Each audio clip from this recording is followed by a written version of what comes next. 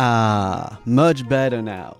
Hello, everyone! Hello, and welcome to a stream. Yep, opening the doors of the tavern for the day, and also kind of for the year. Last time was a kind of getting back to it, but now we are back for real.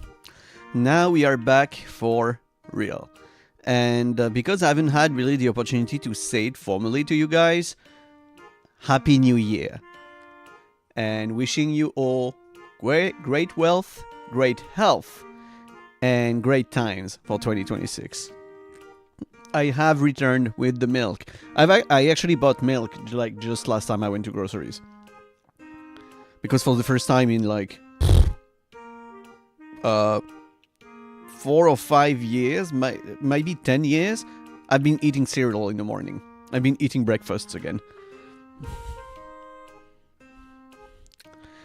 But yeah, hello Phoenix, Parakeet, FN, Dizu, everyone. I hope you've been having a great time so far this year. And like I said, even if it's not something that you feel like, I just want then for us to all have a good time on stream together. So yeah, 2025 went fast. It went out fast. I was very busy during that year. Busy with the Vexpo stuff, with the stream, trying and make things better. I'm going to be honest with you guys. So, first of all, the first thing I want to say before anything else is that I am very happy to be here. I want to thank you guys for keeping with me and watching the stuff I make online, because it's been amazing for myself for this to be. Like, it's helped me in ways incredible during the whole year. And thank you guys. I'm happy you all are here. But also, hey Navath, this year was not easy. Honestly, it was not easy. There were a lot... Sorry. There were a lot of times... Oh, I need some water, I think. Give me a second.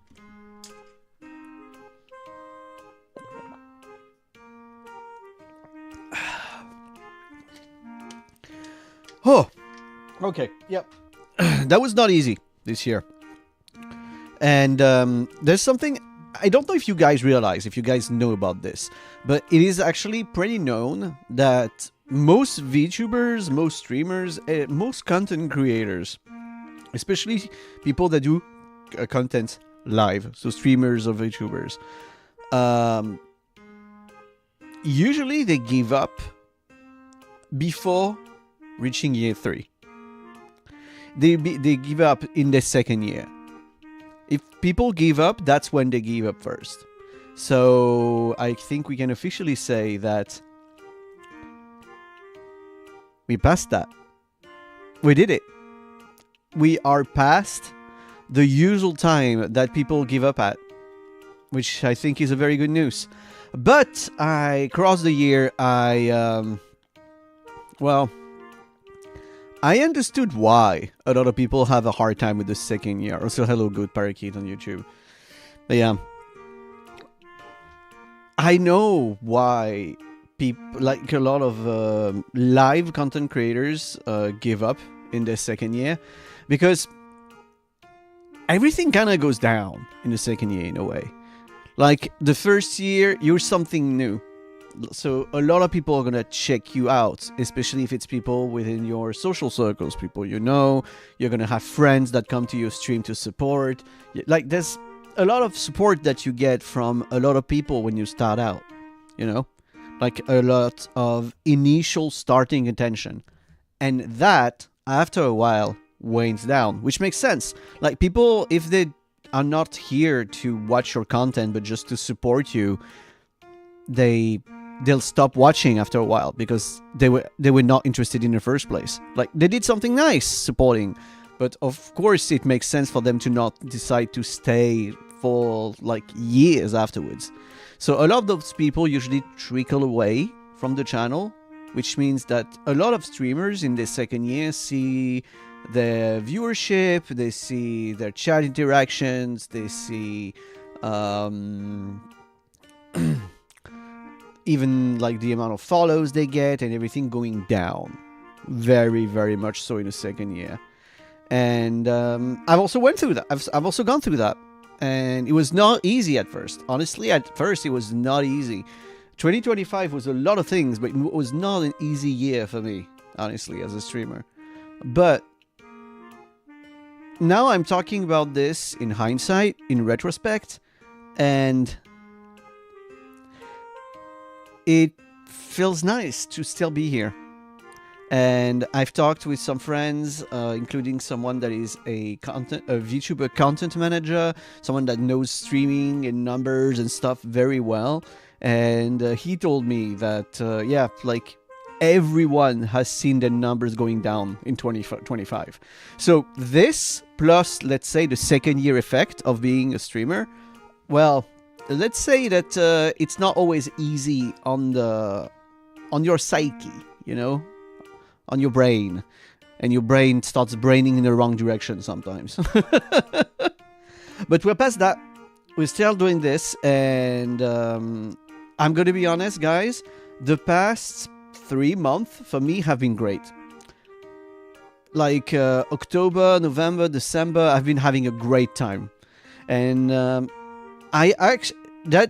those hard times during the year actually taught me to not care that much about the numbers. And actually, for real, because before I was saying it, but no, I'm actually doing it. Now, for real, if I'm having a good time doing a game live, I'm just gonna have my good time. I'm not gonna have too many expectations sometimes and just enjoy myself. And also, it's not because I see a positive interaction from someone in chat that I will force myself to continue something I do not have fun with. Because it's a lot harder to do than to say. Like, saying it is very easy. It's very easy to say, yep, I'm only going to... I'm only going to do the game, to play the game I want to play. I'm not going to do anything I shouldn't do. Like, it's much easier to say than to do, because when you see people having a nice reaction, saying, oh yeah, that's my favorite game, and they're so happy that you play it, well,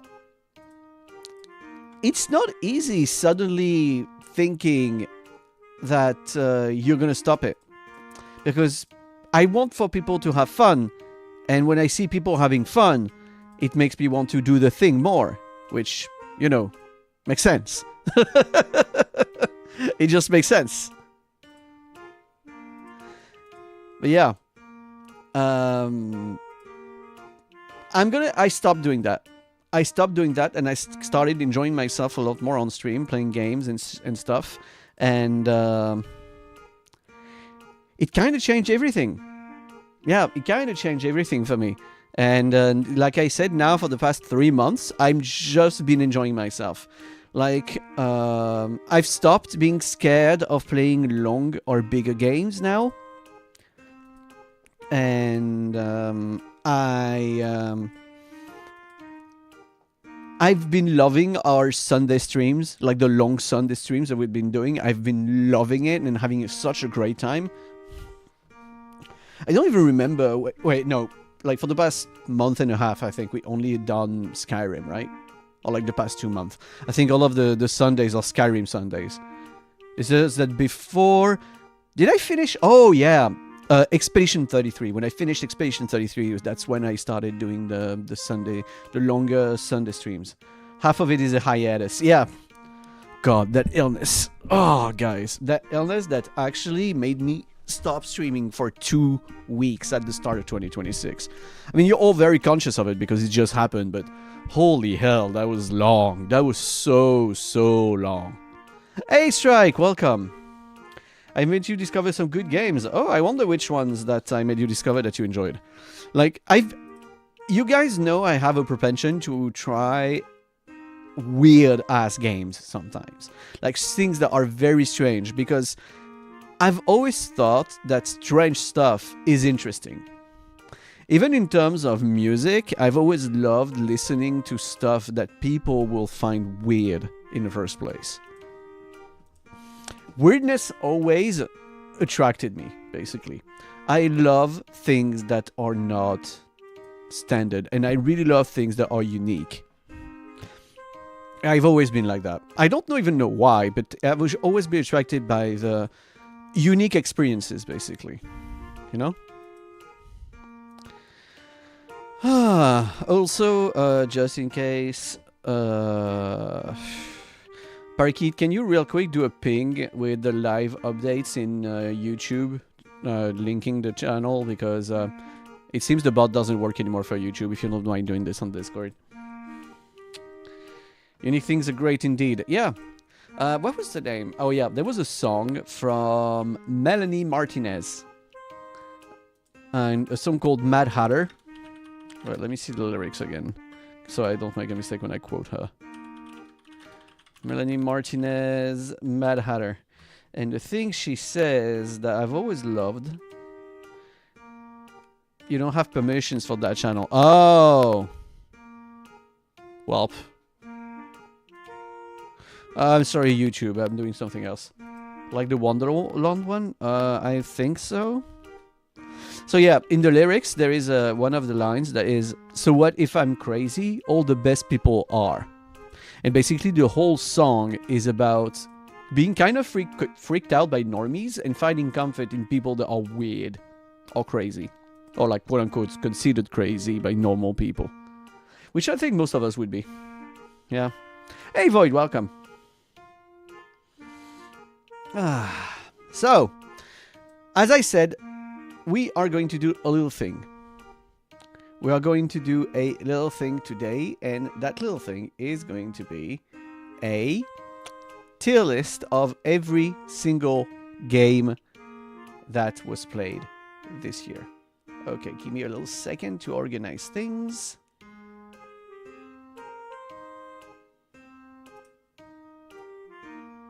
Wait, why does this not work? I do not know why they did not work. Okay. Again. Let's go. Okay. So, here are... Yes, there will be new resolution, but before we talk about the new year, we talk about the past year. That's how we do things in order in here. So yeah, these are all the games I've played in 2025. How many is that again? I remember... okay. I remember putting the number down somewhere. I think I told you guys at some point.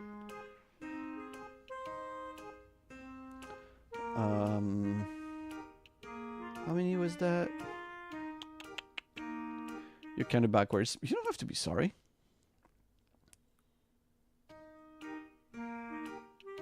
I really say a lot of stupid shit, huh? I really say a lot of stupid shit. I impressed myself. I don't know. I'll see that. I found the number again sometime. Okay. We all do, yep. But yeah, I think it's like 60-something games. I think it's around 60 games that I played across the year. Or maybe a little less than that. But yeah, okay. So, how is today's tier list going to work? Those are not about the games themselves. I'm going to talk about the games, of course, but it is mostly about how I felt and how I felt the stream went. Like from my experience, how much I enjoyed streaming the game, basically.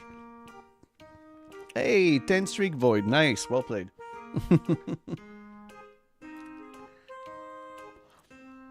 Sorry, I'm having coffee and a piece of chocolate. Yum yum yum.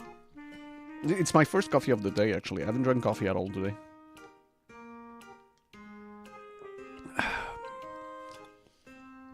So, yeah.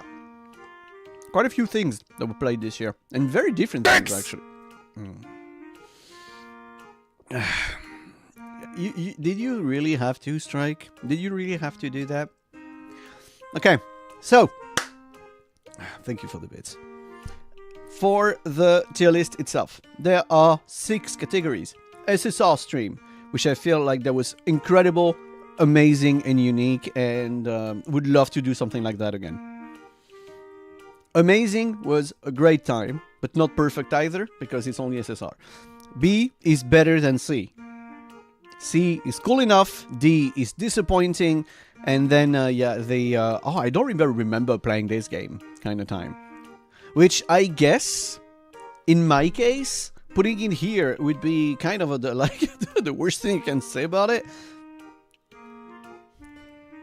No, F would be for failure, if you notice.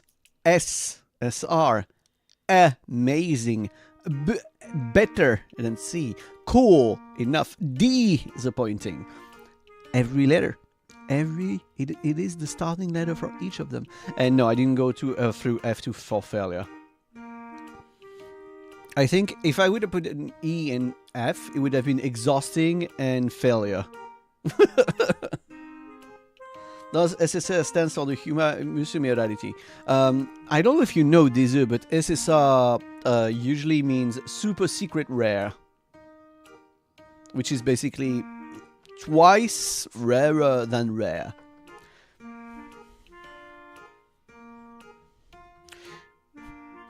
R is rare, SR is super rare, SSR is super secret rare. You know your shit posting. Okay. So, let's start and talk also about all of those games. So, first one in the list is a game about digging a hole.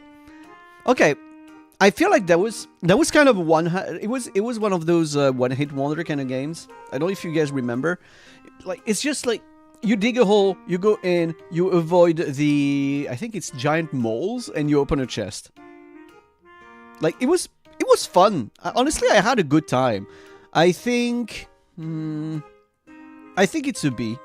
I think it was a good time, but it was nothing exceptional either. The discovery was nice, and the gameplay was fun. I liked the repetitive, stupid gameplay of digging, finding rocks that cost money to give me more money to dig more and find more rocks that have a money value. Yep.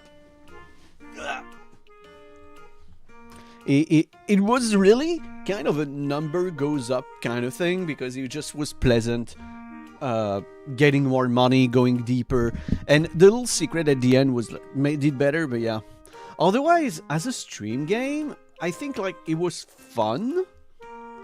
It was nothing incredible. What do you guys think, actually, if you remember? Like, do you have any like memories of that stream? I did 65 game. Okay, 65. So there's 65 icons there. You weren't there? Yeah. You don't? Yeah, you guys were not here. It was I think it was actually quite early. We played it almost at release. So, then this, I don't remember the name of that thing. I remember it was weird as hell. Okay, let me check a thing real quick. What was the name of that thing?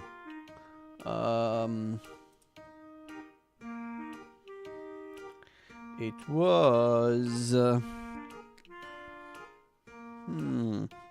I remember it was a horror anomaly game. Who's at the Door? Okay, the name was called Who's at the Door. And yeah, this one was actually pretty surprising. It was surprisingly good, because it also had the whole very interesting story. Like, we were taken by the entire experience from start to finish, and the jump scares and the scares in themselves were super nice. Like, to me, it was actually an amazing time. It actually was an amazing time. It was neat, amazing. Okay, Hunt. So I played Hunt once, and it was a collab with a friend. I had a fun time playing, but I don't really remember how the stream went. I don't really remember how the stream went. I don't think it was a bad experience for you guys, because I remember people even saying that they wanted maybe more of stuff like that because it was fun. And I've actually talked with Mannequin, and we've talked about playing Hunt again at some point. But yeah, like, I think I'm gonna put don't remember, because I actually don't really remember how it went as a stream. Gensha redeems with being diabolical. Oh yeah, the guy that was the Helldiver in Vexpo. Yes, He was the man in with the Helldiver suit at the Vexpo convention. You know what? No, I'm gonna put it at B. That was also I think I'm even put it above here. So yeah, like you good point striking, because with the redeems and such, it made the thing very fun, very scary, but still very fun to play. Okay, That's Not My Neighbor. Well, this one I remember. It was disappointing. Yeah, like actually, I think That's Not My Neighbor is the first game when we all agreed that we should just stop there. And it's actually so sad, because I played the game, I expected something. Oh my fucking god. Oh. Okay. Okay. Fuck. So, I expected something that was not there, because apparently, well, not apparently, like from what I read, and like it seems to actually just be the truth, the version that released on Steam as a paid game, as like a full version, had less content than the beta version, than the early access one. And apparently no one understands why. And there's a lot of things that were removed by the dev when the game released, and then he's never updated it. So if you see that other people have been having a good time, because that's sad. That game was recommended by Tori, one of my VTuber friends. You know, the Maids of England Tiger. Like, she was the one that advised me to play that game and try it out, and I saw that other people had a lot of fun with it, and it was like, this is Papers, Please, but horror. Of course I'm going to enjoy this. And yeah, they removed a lot of the things that made the game interesting, and there was one detail that I checked afterwards was actually true. There are RNG. Sometimes you have to take a 50-50 in this game. It's not completely a data analysis based game, because that's how it works. You know, that's how it works in Papers, Please. In Papers, Please, if you don't make mistakes in your papers, you cannot make a mistake because you've been thorough and you've thought of everything. In That's Not My Neighbor, sometimes you have to take a 50-50. And that I absolutely hate. To me, this is the kind of game that should never have RNG. It should never have those kinds of options. Never.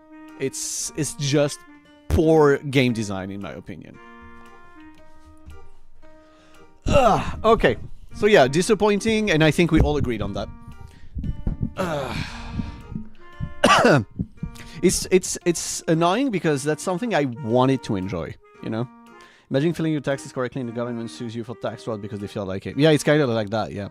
Yeah, no, I don't want RNG in real life. We have enough shit like this. I don't really need this in real life too.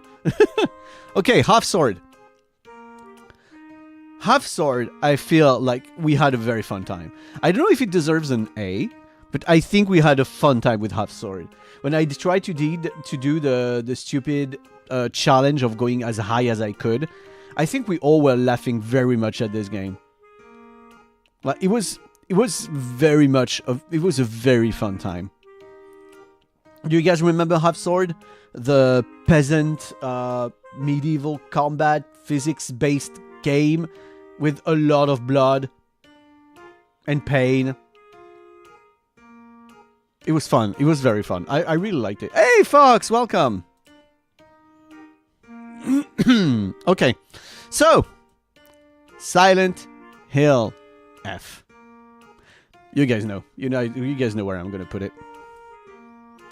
To me, the Silent Hill F experience we had this year was maybe the best stream experience we've had this year. Yeah, it was one of the best times we've had with any game this year. It was great.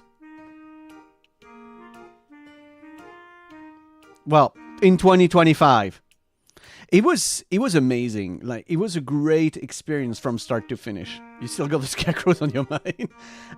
Those scarecrows are wonderful. And I'm not the only one saying it. I saw that several HoloLive members also said that those scarecrows got some shapes to them. They scared you. Yes. They scared you stiff, huh? I see what you mean, Phoenix. Hey, Theseus, welcome. Okay, Papers, Please. So, Papers, Please. I had a very fun time playing it. It was fun. But I mean, you've noticed I haven't finished it. I haven't come back to it, and I had a good time. And it's a very fun game. It's a very, very cool, very fun game. I was very, very, very much into it when we played, and I think I should come back to it. I think I should come back to it at some point. I feel like that's a game I should come back to at least see one of the good endings, because I don't think I've ever reached a good ending. Okay, Hades 2. Hades 2 we really played once. And okay, I loved playing the game. I really love playing the game. There's a lot of things I enjoyed in Hades 2. But I feel like it's like me personally, I don't have the thing to make roguelikes interesting on stream. I don't know. I feel like I don't have the thing in me to make a roguelike interesting to stream. Yeah. Oh yeah, there was one singular Hades 2 stream. It was a few months ago. I think it was like late this year or something. Late last year. It depends on the roguelike. I mean, it's not a problem, you know? We got to be good at everything. There's things I do better than others. And I feel when I play... I don't have the feel, basically, when I play a roguelike on stream. You know, I don't have that little thing, that little difference that makes it better or good. So, yeah. By the way, it was early October, Dizu. I had Silksong to finish first, yep. Yep. That was the first week of October. Oh, it was right after I was back from Vexpo, and there had been so many crazy releases at the end of last year, like during the fall. It was crazy. End of summer, early fall, had so many releases in 2025. Well, to be honest, in general, 2025 was a crazy year for video games. The amount of absolutely incredible video games that released in 2025 is I think 2025 had more incredible games than like the past 5 years before that. Like 20 to 2020, like the year 2025 had more bangers than 2020 to 2024, I think. And to me, it means that maybe the world of video game production is healing a little bit, especially with the nice double A, or I guess single A productions that are now being of higher and higher quality, mostly being kind of like, I guess you could describe them as like, kind of like indie games, but with more budget. But with people that have the same kind of passion. And that is something that video games needed, to be honest. That passion. Anyway, so, Chuxie. Do you guys remember Chuxie? Honestly, I kind of want to put on a low A. That was the very, very weird Chinese game. Chinese FPS horror game. I think that was before you came by, Void. And it was very weird, but we also had a ton of fun because there were a lot of scary jump scares, but it was also funny. The girl that took an M4... No. This one was 2 years ago. That's even older. No, Chuxie, it is the one when once we finished the game, we arrived in a field with weird houses, and at night some monsters came at us or something, And in Shushie, at some point, we had a weird dancing creature. Like it was very fun. We had a ton of fun from start to finish. And once it was finished, I think the game took less than 3 hours. It was like not even that long. We kind of always sad. We were sad that it was over. It was really very, very much a kind of like a dream, like a haze, as a game to play. Might have missed that stream. Okay, coffee time.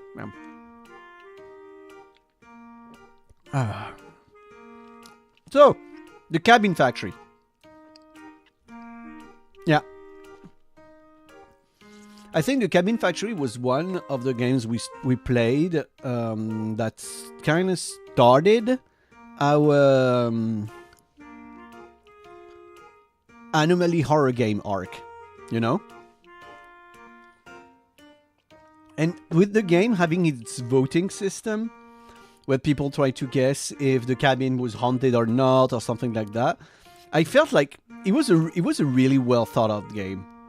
I feel like this was really well thought out. What does a Cabin Factory produce? Cabins. Come on, follow a little bit. Finding the errors were fun. Yeah, like it was actually. I think it was really a very good time for that. Also, I'm saying that it started the arc, but I think, if I remember correctly, the 10 Bells was not even this year. Oh, wait, let me check. When was 10 Bells? Did I make a mistake? Did I forget 10 Bells? The 10 Bells. Oh no, December 2024. Oh, 10 Bells. We played the last week of 2024. Huh. Cabin Factory is still one of my favorite anomaly game. I love that there is a fun story behind. Yeah, true, completely. Okay, so V-Rising. V-Rising was fun. That was a fun arc. But I also feel like we didn't do... We kind of underused V-Rising, I guess. Because I played it solo far too much. Still wish for more community games. Yeah. I do need to organize those more. But this is gonna be part of the resolutions for this year. Look forward to that. Shame you had one stream. Yeah. I think V-Rising was... I kind of wasted the V-Rising opportunity. Because it could have been a lot more fun if I had organized something. But it ended up not happening. Yeah.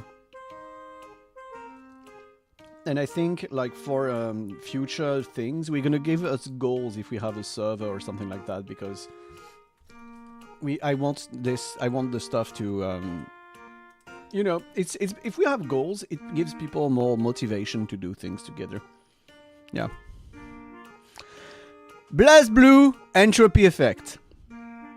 Collab with Raz Skull. Well, I remember that was scuff as hell because we kept on lagging. The game was fun, but I feel like as a stream it was not that great. First time you met Raz, Goose Times. Oh yeah, we've talked about it with Raz, and we do want to do more collabs together, even if it's just like the two of us. Sometimes we do want to collab more. I kind of want to try Entropy Effect in co-op sometimes. It's fun. Oh, just tell me. I'd love to play it again. You know what? Yeah. I'm gonna put it in B, not in C. The Goblin Stoat, yeah. Stoat and Goblins kind of sounds like a weird Dungeon and Dragon. And I like the nickname Stoats and Goblins. SNG. Okay, Deer Simulator. That was a game. Deer Simulator was a game. The Corgi Cup was memorable. Goblin and Stoat, GOAT. Honestly, Deer Simulator was funny. I never expected us to go to the ending and do the fight with the samurai Was that a deer at the end? Our enemy? Was that another deer? I don't remember. But yeah, that was a game of all times. Deer Simulator was a game of all times. The Samurai Deer God. Thank you. Yeah, of course. How did I forget the Samurai Deer God? Shikanoko. I sang that theme song so many times. Oh, man. Okay. Dave the Diver. Incredible game. A pure pleasure to play. From start to finish.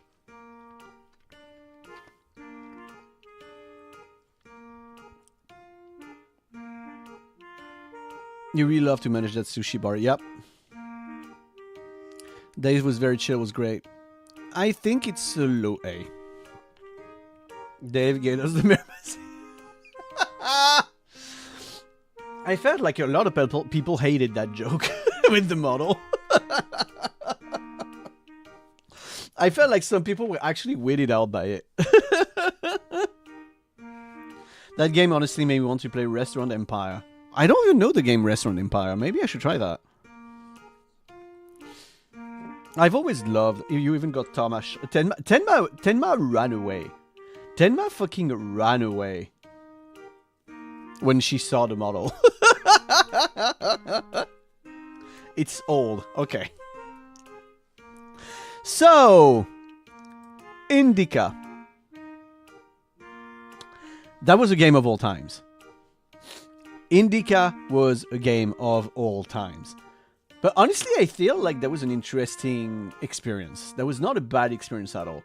It was weird but funny. We had fun with it. I think it's a B. I think it's a B. I'm gonna have to reorganize the Bs because I think a lot of them are gonna be here. But yeah, that was a stream and a half. That game. That was a stream and a half. And you know what? I love how unique it was.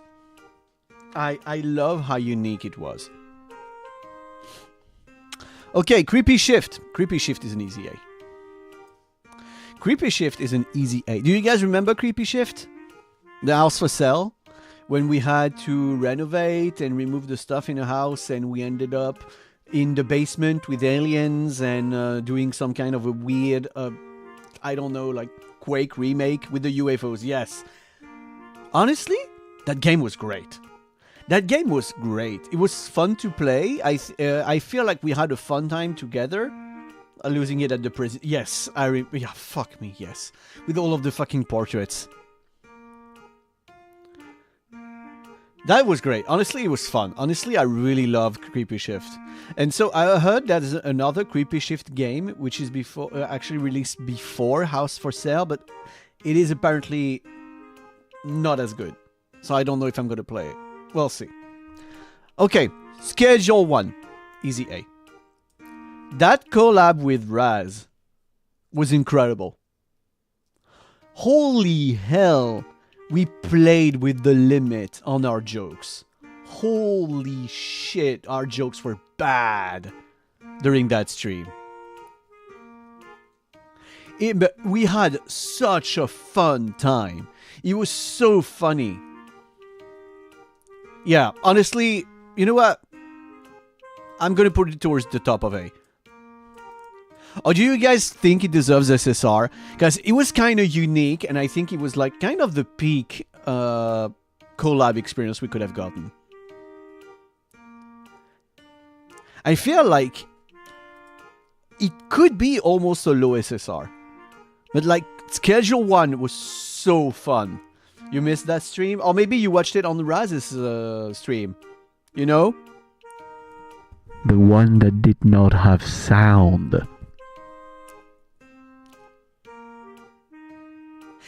He forgot to turn on the sound for Discord.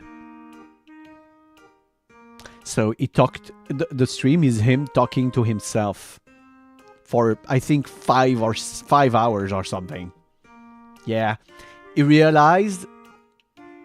as he checked the VOD. But yeah, Raz talked to himself for a long time because that was not a short stream. That was a long stream too.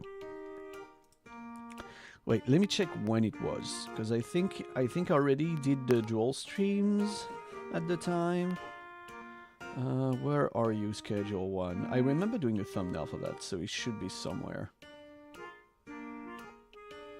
But yeah, if you've never seen it, I advise that you watch it. It was incredibly funny, because we even made the jokes, because I was cooking the drugs and Raz was delivering them.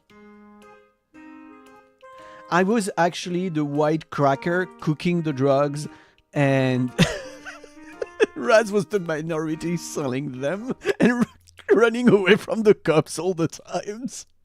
We made so many jokes we shouldn't. Honestly, I should ask him to play that game again or something. Oh no, we have the hobo game. We all bought the hobo simulation game, and we need to play that. I think it could be great together. So Leo was Heisenberg and Raz was Jesse. Yeah, the Polish hobo life simulator. Apparently, you die extremely fast. You can die a whole life. Yeah. Hobo tough life, apparently speak, and yes, apparently I will freeze to death. Especially if it rains before. Because I'm gonna be cold and wet and freeze. Hey Nagi, welcome! Well. I'm realizing that doing that tier list is also a way to recommend VODs to you guys, if you ever missed any streams. And I think it's pretty cool. I think it's pretty nice. Okay, platform 8. Fun, not incredible. That's my thoughts. Fun, but nothing to go crazy about. Outlast. The entire Outlast playthrough. I think that was great. I think this is an A. I think Outlast is an A. My first time playing Outlast on stream. And it was actually super nice also discovering the story. You know what? It may be an SSR. I guess it's a lower SSR than Silent Hill F, because I think Silent Hill F is unbeatable this year. Like last year. I think that's actually unbeatable. But Outlast, it deserves to be in the SSR category. It was great. It was great from start to finish. I feel that Outlast is what we had with Alien Isolation the previous year in terms of experience. Because I do believe that in 2024, Alien Isolation was one of the best experiences we've had, on the stream. It was great. It was absolutely great. Okay, Repo. Repo is a fun game. I enjoy Repo. Did VTubers do too many collabs on Repo? Yes. Yes, they did. I'm gonna put it in cool enough. It's a really good game, but there's a reason why people call that category of game friend slop. The thing is, okay, I'm gonna be a little real about that. The thing is, to me, is that those friend slop games are more fun if you play with people that have basically a plan to make it more fun. They want to make it more funny. They can even like play it up or role play a little. And if you don't play to win, but you play to have fun together, I think it makes for a better experience. But it's sadly not always how people play. The chaotic friend, yeah. But it needs to have like good vibe with people, how things work and everything. It needs to be good. And I feel like it is sometimes lacking depending on the collab. Mimesis is easier to create chaos. Oh, Raz and I bought Mimesis. We have planned to play Mimesis together. It's heavily dependent on who plays it. Yeah. Because sometimes I feel like during certain collabs, there's so many people and such. There's also no interactions with chat at all anymore. And I don't really like that. I really prefer if I can sometimes read or do things with chat. But yeah, I don't hate friends love games, really. I honestly don't hate friends love games. More than 4 people gets really chaotic. Yeah, like imagine having 3 Leos. Oh no. No. One of me is enough. BF6. I love the game. I have 250 hours on it. But was it a good stream game? No, because it didn't run like shit. It ran like shit. I liked it. I liked playing it. But the reason I streamed it only once is because it ran like shit. And I felt like it was not that... I don't know. Maybe I was too locked in while playing. But I feel like it was not that interesting to play together. To play on stream. Like, good game. Good stream game? Not for me. Okay, at the dead of night. I know a lot of you guys enjoy this one very, very much. And I was also a Peach collab. Partway through. A. I think at dead of night was A. Yeah. Being fucking chased in that hotel. Having Peach for the second part of the game and all of that. Jimmy. Yep, Jimmy. Okay, Noita. Noita has been a tradition on this channel for a while. Even though I haven't played it in the past like 6 months, I think. It has to be SSR. It has to go to SSR because it's an irreplaceable experience for us. And there will be Noita again soon. There was Noita, you missed out. Okay, Dizu, you do not realize. I've done like more than 20 streams on Noita. I think. Okay. 90% of the chests were all mine. Mimics. Yeah, it was all mimics. Good is great. So the thing is, I play modded Noita with chat interactions. So I do not play to win. I play to try and go down. Because chat keeps on fucking with me all the time. Because you guys can vote. And you guys can also use channel points and also bits to throw shit at me. Like, give me a treasure, give me a wand, make a bomb appear, and stuff like that. It will be happening soon. I think I will do a Noita section during the birthday stream next week. It's because you love me. Yeah. That's why you want to kill me. Because you love me. A reason to hoard channel points. When I did, I used to do Noita like every 2 weeks, I think. Even almost every week at some point. Like every week, 2 weeks. Some people would actually ruin themselves using all of their points to throw bombs, potions, and shit like the potions are sometimes more dangerous than the bombs, actually. Because since they appear out of thin air, unless I grab them, they explode on the floor. And, well, if you know Noita, you know what kind of liquids can be in potions. But yeah. Some people ruined their entire reserve of channel points because of Noita streams. Me ruining around with the accidental acid potion. Honestly, Noita, or those streams are comedy streams. And I should do more again. I should do more soon. Yeah. Okay. So this one. This is not easily recognizable. It was Fierce to Fathom. I really loved Fierce to Fathom. I really loved the Fierce to Fathom. I feel like there was a good time. Those horror games were very, very nice. I really liked them. I still have, I think, let me check, Fierce to Fathom. I think I have one more to play because I played episode 1, 2, and 3. So, Home Alone, Norwood Hitchhike, and Carson House. We played those 3, but we haven't played the Ironbark Lookout, I think. And I do want to play that at some point. This is gonna come later. I've kept it installed. Basically, the thing I do with those games that I want to stream usually is that I install them and I put them on my Steam favorites, so I always see them every time I open my stream. You know, to never forget they're there. because sorry, because the backlog of games I can play on stream is so big now. I don't want to forget some of them, so I do this. Okay, the milk store. We all know where this goes. It was disappointing. Yep, the game was bugged out. I had so much hopes for that. What was it about? Well, it's in the title. It was about a milk store.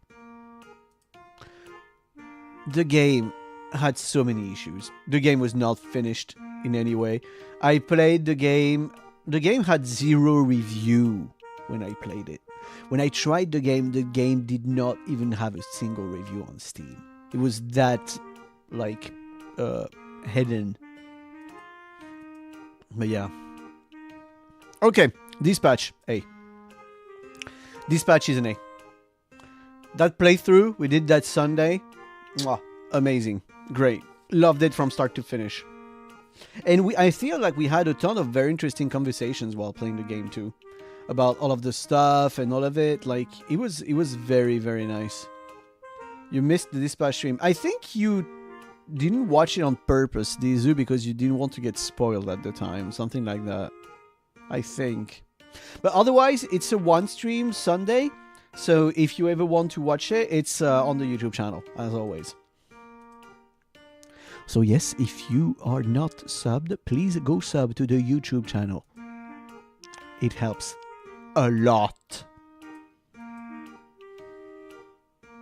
Dispatch is Twilight for men. No, it's Life is Strange for non-hipsters. I said this and I enjoyed Life is Strange. I really enjoyed Life is Strange.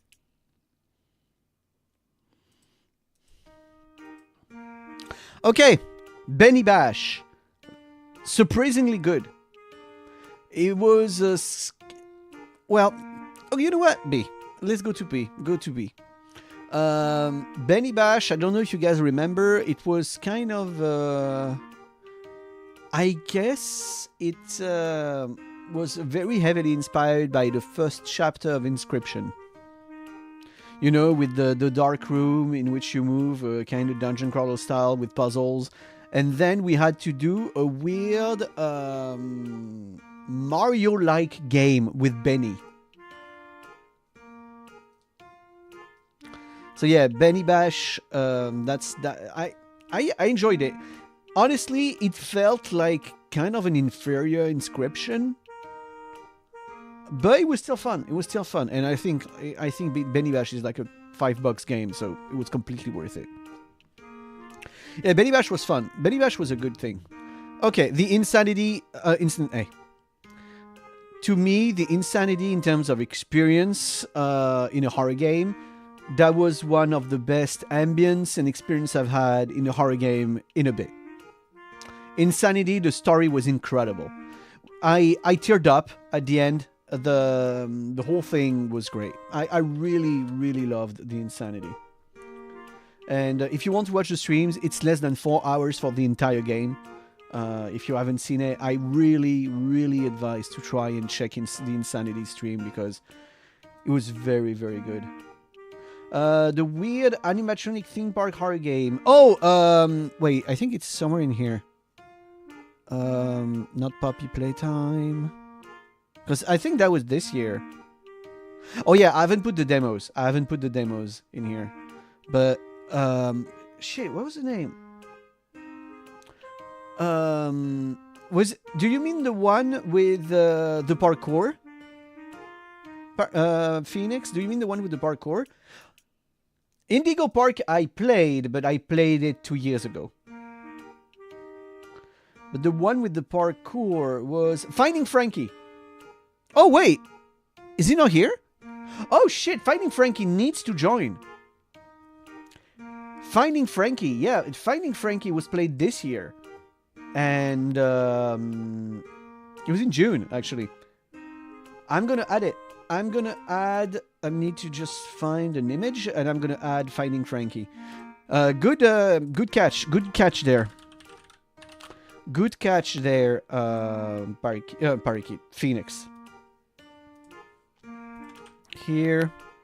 I'm gonna open a new tab, save PNG. I'm gonna put it. Oh fuck it! I'm just gonna put it there, and I'm going to add it. Choose a file. I'm gonna go here. Finding Frankie. Boom.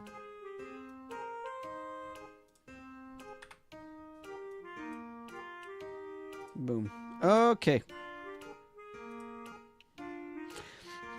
I actually really enjoy it. You know what? Let's do it now. Since we just added it, my brain is on it.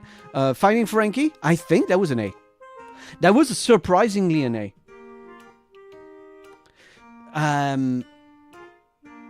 Weird mascot horror that was based around parkour, like platforming in 3D. And that shit was actually super fun. That was surprisingly fun, and I remember the music of the last boss was an absolute banger. We loved the music. All of the music was so overhyped all the time, it was great. Okay. Skyrim. Because Dagoth, although not finished, started last year. And that's an easy SSR. I think the Dagoth experience has been one of the most unique and best times on stream last year.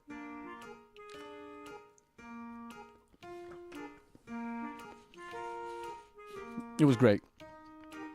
And it keeps going great. So I'm not going to talk about it too much because it's continuing, well, in 2 days.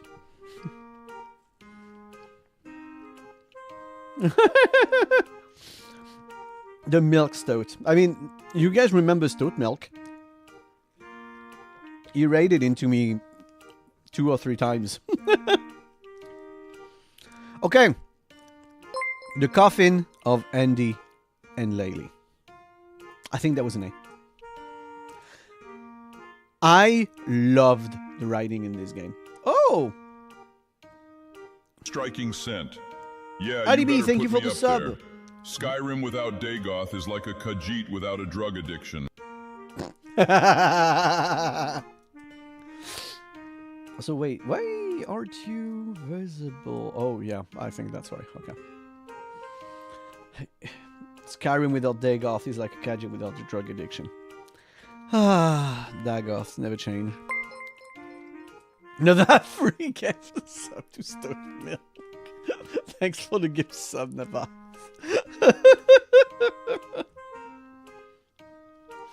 Okay, headliners. I think that is when you guys met Wrath for the first time, and we had the Wrath, Mexi, and Raz collabs together. I think that was actually a great time.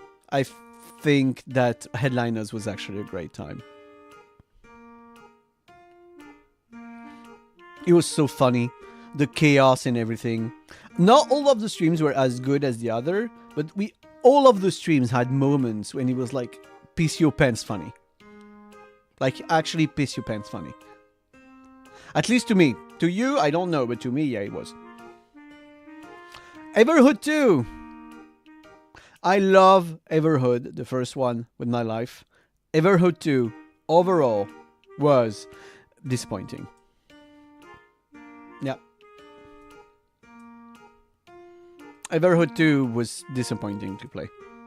I loved it, but it was disappointing. Yeah. I haven't played it again. Even on my own, I haven't played the game. I haven't gotten into it. It was the Joker 2 to Joker. Yeah, kinda, yeah. God, I saw that movie this year. I always think when people shit on a movie or a game like that, that is... Part of the hate is because it's a sequel and expectations are all over the place from people. But no, Joker 2 is just bad. Have a good rest, Void. See you later, man. But yeah, like... The Joker 2 was actually legit bad. I actually hated what they did with the character and the story. I really didn't like it. And I was coming into that movie feeling like, oh yeah, okay, I'm gonna make my own mind about the movie and not just hear people that hate it for maybe stupid reasons, because there's a lot of stupid reasons for people to hate stuff sometimes. The Joker 2, holy shit, I hated it. I actually hated it because it made the first movie look worse in my eyes. And I really, really, really enjoyed the first movie. It's funny because the first Joker movie is one of the... I think it's the last time I went to the cinema with one of my best friends from university. It's just that we don't live in the same cities anymore. It's not that we don't even see each other. I went to his wedding last year. But we watched this together and we were baffled. We were on our asses at how well they wrote mental illness. And sometimes that is on the verge of a mental breakdown. Because the friend in question is someone that has several high-level psychology diplomas and worked as a professional with people that were in lots of mental distress. So he knew that by heart. You know, he'd seen it before, people that would completely break mentally. And he saw the movie, it actually hurt him in the way that it was just written that well and that true to life. And it just, like, it goes further because, yeah, it's a movie at the end. But still, everything you see the character going through is something that is completely human, and we love the writing for that. Okay, Killer Frequency, amazing time. That game was so fun to play together. I feel like the fact that game was played on stream made the experience just better to me.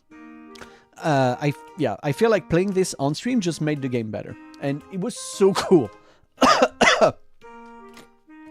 Maybe I need some more water.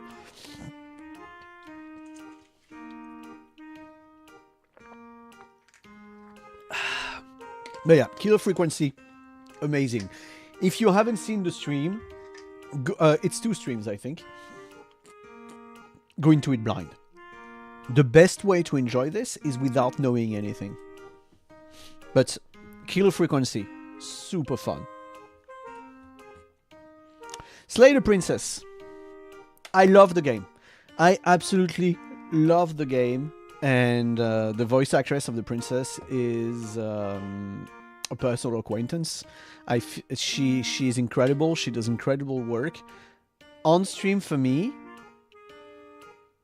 I feel like he wasn't that good for us. Maybe I didn't manage to sell it. You know? I didn't manage to find the way to stream it. But otherwise, it was... yeah. I love the game to death. But I don't feel like the stream was that good. Maybe I was on an off day too, you know, it might also be that, but yeah, kind of meh for me. Okay, Poppy Playtime. Poppy Playtime was very fun. I'm not sure I put it in the low A or higher B, but Poppy Playtime was fun. It's, I mean, there's a reason Poppy Playtime basically launched the new generation of mascot horror games. It has very good points. Streaming visual novels is hard, to be fair. It all depends. Because the thing is also, in a lot of games, sometimes I do the voice acting when there's text. Slay the Princess is voice acted. So the thing is, every time there's text, I, as the streamer, I'm supposed to stop talking. And I don't know, it felt weird to me to basically just play a game in silence. Or pausing between every sentence to talk in between. I don't know, I guess I wasn't... Yeah, I guess I don't have the experience of streaming those kind of games and making them interesting, that's it. It's that simple. No One Lives Under the Lighthouse. That's another weird one. I'm hesitating between low A and high B, because I feel like although the game was decent, it was not bad, it was a good game, but I feel like playing it on stream together and thinking about things and everything made it so much better. No, there was no Willem Dafoe. I think I played the game not far when from when we watched the movie, actually. From when we watched The Lighthouse. I don't remember, but I think he was not too far from when we saw it in our watch-alongs. It was monthly. Oh, it was month difference? Okay, my bad. Dead by Daylight. That was a collab, and I think that was great. Actually, especially from my point of view, I think that Dead by Daylight was great on stream, and I'm still keeping the idea of doing some kill your friends with the community. More please, let's hear Ichigo scream. But yeah, like I do want to do more DVD. That session we played was more fun on DVD that I'd had in years. That one session was more fun that I had in DVD in years. It was great. It was absolutely great. Blueprints. Amazing game. Amazing game, and I kind of love thinking about things together. You know the reason why I haven't played the game again?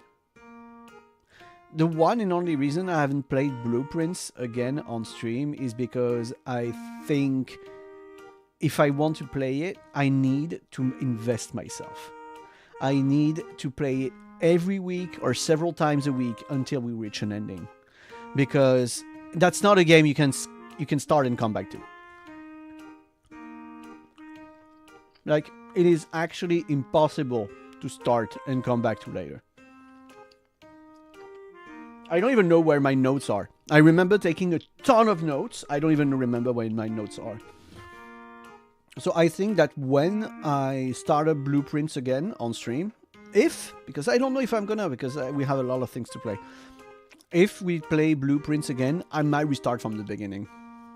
I know it's a lot of progress lost, but I might restart from the beginning so that we can, I don't know, relearn in order.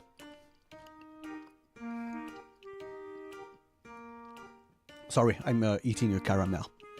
Okay, Sekiro. Sekiro. Sekiro is a great game.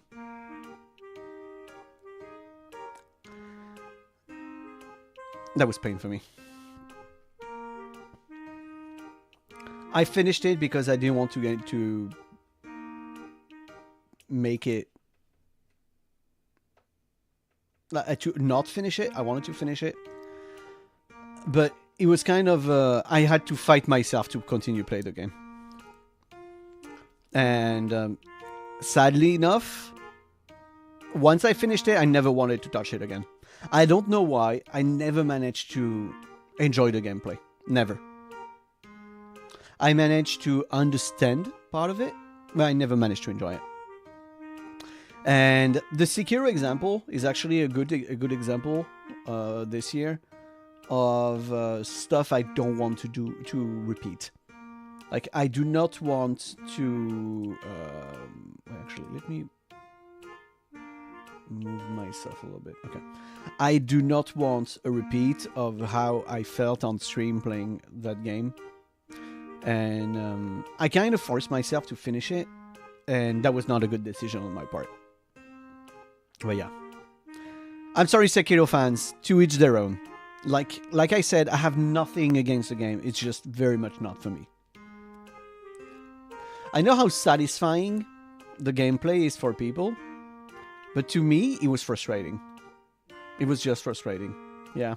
But you know, that's just how it is. Nothing is for everyone.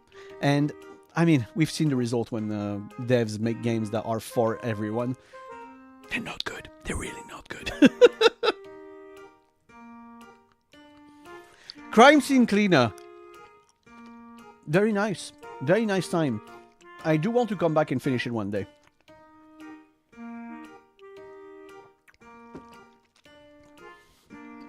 I do want to come back and finish the other levels someday. Oh, we have a few interesting ones here. So, this is The meme rage game.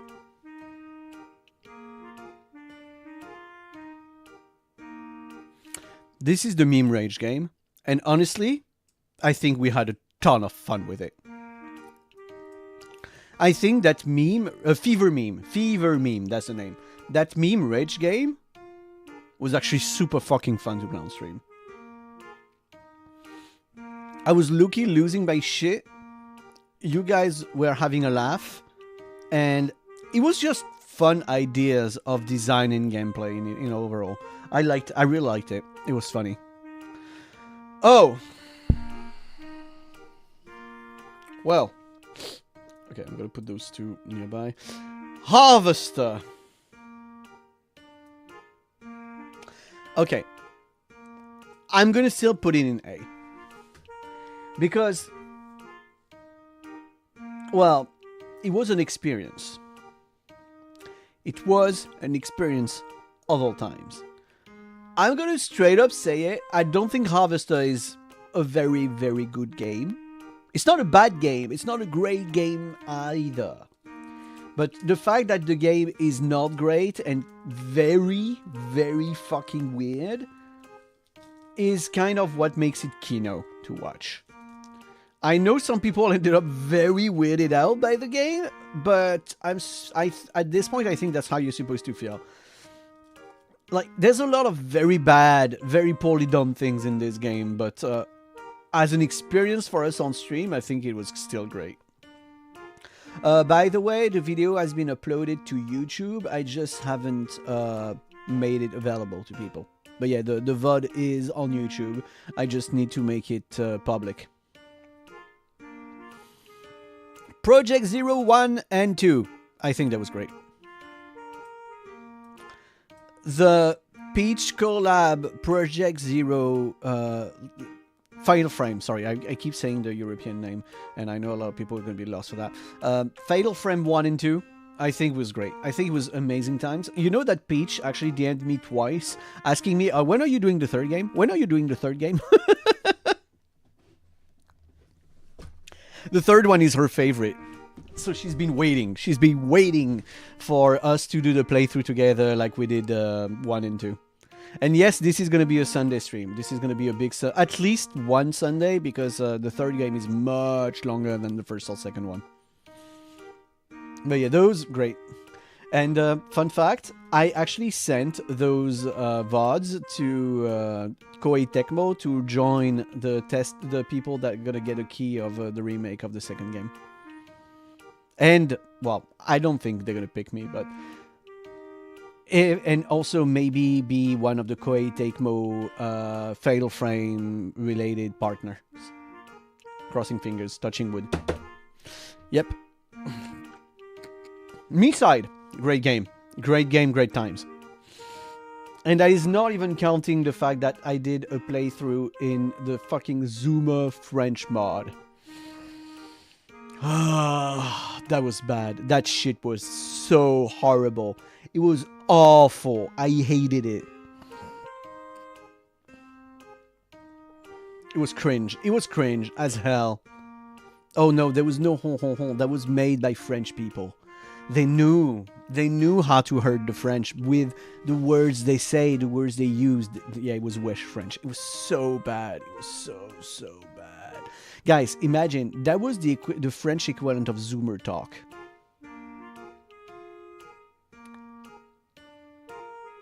That was the French equivalent of Zoomer talk of me side. It was awful. It was awful. Okay. I remember the game. I don't remember the name. Enshrouded. Enshrouded. Good game. Had a fun time.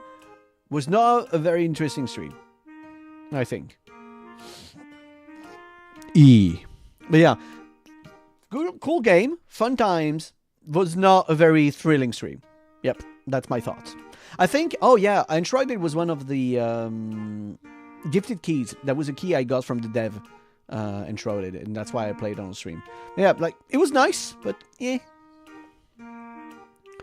Peak. I have a huge love-hate relationship with Peak. Because depending on who you play with, you have an amazing time or kind of a mediocre one. But generally, I will put it in low A. But low. I'm going to put it in low A, honestly. It's fun, but depending on the people you play with, it's kind of disappointing. Like when you have a group and there's people that are basically kind of speedrunning the game and then waiting for people for like 25 minutes at the checkpoint, that's not how you do a collab, you know. It's funny, like what we did with Raz is sometimes we got above other people, but we would keep an eye on them. We will clown on them. We'll try and help them sometimes. Like, you got to stick together. People don't hurt silly. Yeah, that's a nice way to say it. Uma Musume. Honestly, I think the streams are great. That was the first time I did an educational stream. We had fun also with the career. The whole Mihono Bourbon career we did together was legendary for months. So I think Uma Musume was actually one of the SSR of the year. I think. Even though I didn't stream it that much. I actually didn't stream it that much. SSR for Rice Shower. Speaking... These are one thing at a time. Vintage Story. Oh. It has to, right? In its own way, Vintage Story was an SSR moment of the community. Yeah. Vintage Story was one of the SSRs of the year. Because of the whole experience we've had together. It was super nice. It was super nice. Even though when I streamed it, I usually cooked for 6 straight hours. And that's it. Yeah. That's what I would do. I'm gonna be perfectly honest, guys. There is something I have to confess. I have a huge kitchen and fields and a barn and a ton of things like that in the new Minecraft server with Ichigo. X. I know when you wanted that timing to work, FN, but didn't. Ha! So yeah, in the Ichigo server, most people now have magic, crazy things. They even invented spells. They're doing quests and stuff like that. I'm cooking. They have magical wands, magical tomes, are thinking of opening the end. And I have deluxe cheeseburgers with bacon. And pizza. Who is winning? I think I am.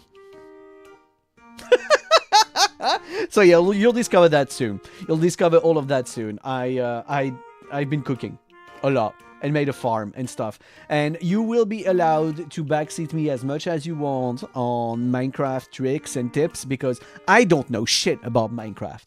And also you might actually even help me also do some of the quests because we have a ton of mods. Stuff like Ars Nouveau, Bake... Oh my fucking god, I'm gonna hate this. Oh, I forgot this sound alert even existed. Fuck. Okay. But yeah, there's... Okay, for the people that know Minecraft, some of the mods we have Ars Nouveau, we have Bakery, we have a lot of the Let's Do mods. We have Vinery to make wine. We have... candlelight dinner. We have there's a lot of things that we have. A Twilight Forest we have, like Malum. Like there's a lot of things. There's a lot of things. And I don't know shit about any of them. So I might need some of you guys to help me. Hearing this while playing Farming Sim and you go, huh? Okay, Goblin Cleanup. It was short, but it was fun. Unfortunately, that's when my illness started hitting me. That is when the illness started sending little devils up my bloodstream and making me sick as hell. So it was short, but it was very fun. I would love to play that game again with the statue and the goblin. Short and fun. Just I'm not that short again. Lone's Lure. This one was very surprising. That ended up basically being a relaxing yapping game. And I really want to play it again. It was nice. It was just nice. You're cute. No. I refuse the sticker that says cute. I refuse the cute. I hope I'm funny. Replica. Fun. Nothing incredible either. That's what I thought.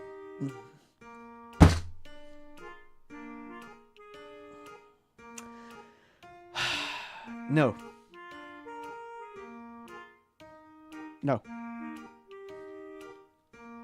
Just no. Okay, Lies of P. Okay.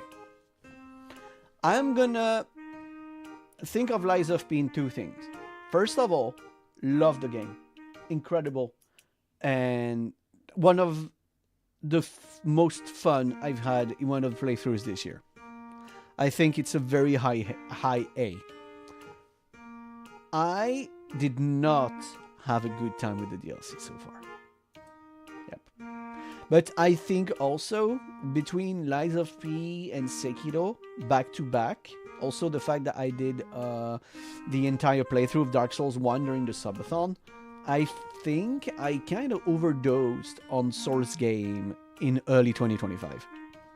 And that is my fault, actually.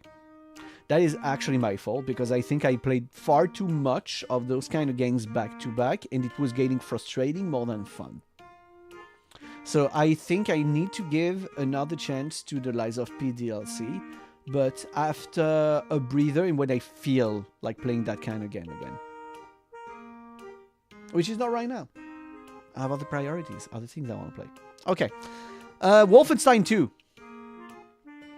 Very close to an SSR. I feel like from start to finish, we had an amazing time with Wolfenstein. I explained why I didn't really play the Elden Ring thing. Yeah. Oh, the Night Rain. I've actually played it a bunch off stream with friends. It's been a game I played with friends more than anything. And oh yeah, you guys want to know how stupid I am? Of course you do. You're my viewers. Of course you want to know how stupid I am. I stopped playing Night Rain since the DLC released. Like since the DLC released, I basically stopped playing Night Rain. And the reason was like I'm not gonna spend I was not feeling like spending the 15 for the new classes. Like they interested me. I liked the Nun and the Scholar. Like both of them. Like the Undertaker and the Scholar. I think that's their name. Well, anyway, those two guys. I thought they were super interesting. There was a lot of new things that are fun and all of that. But I was like, I don't feel like buying the DLC. I realized 2 weeks ago. That I had a collector's edition of the game that gave me the DLCs for free. I never realized that I had the special edition and that I had the DLC from the second it was available. Yep.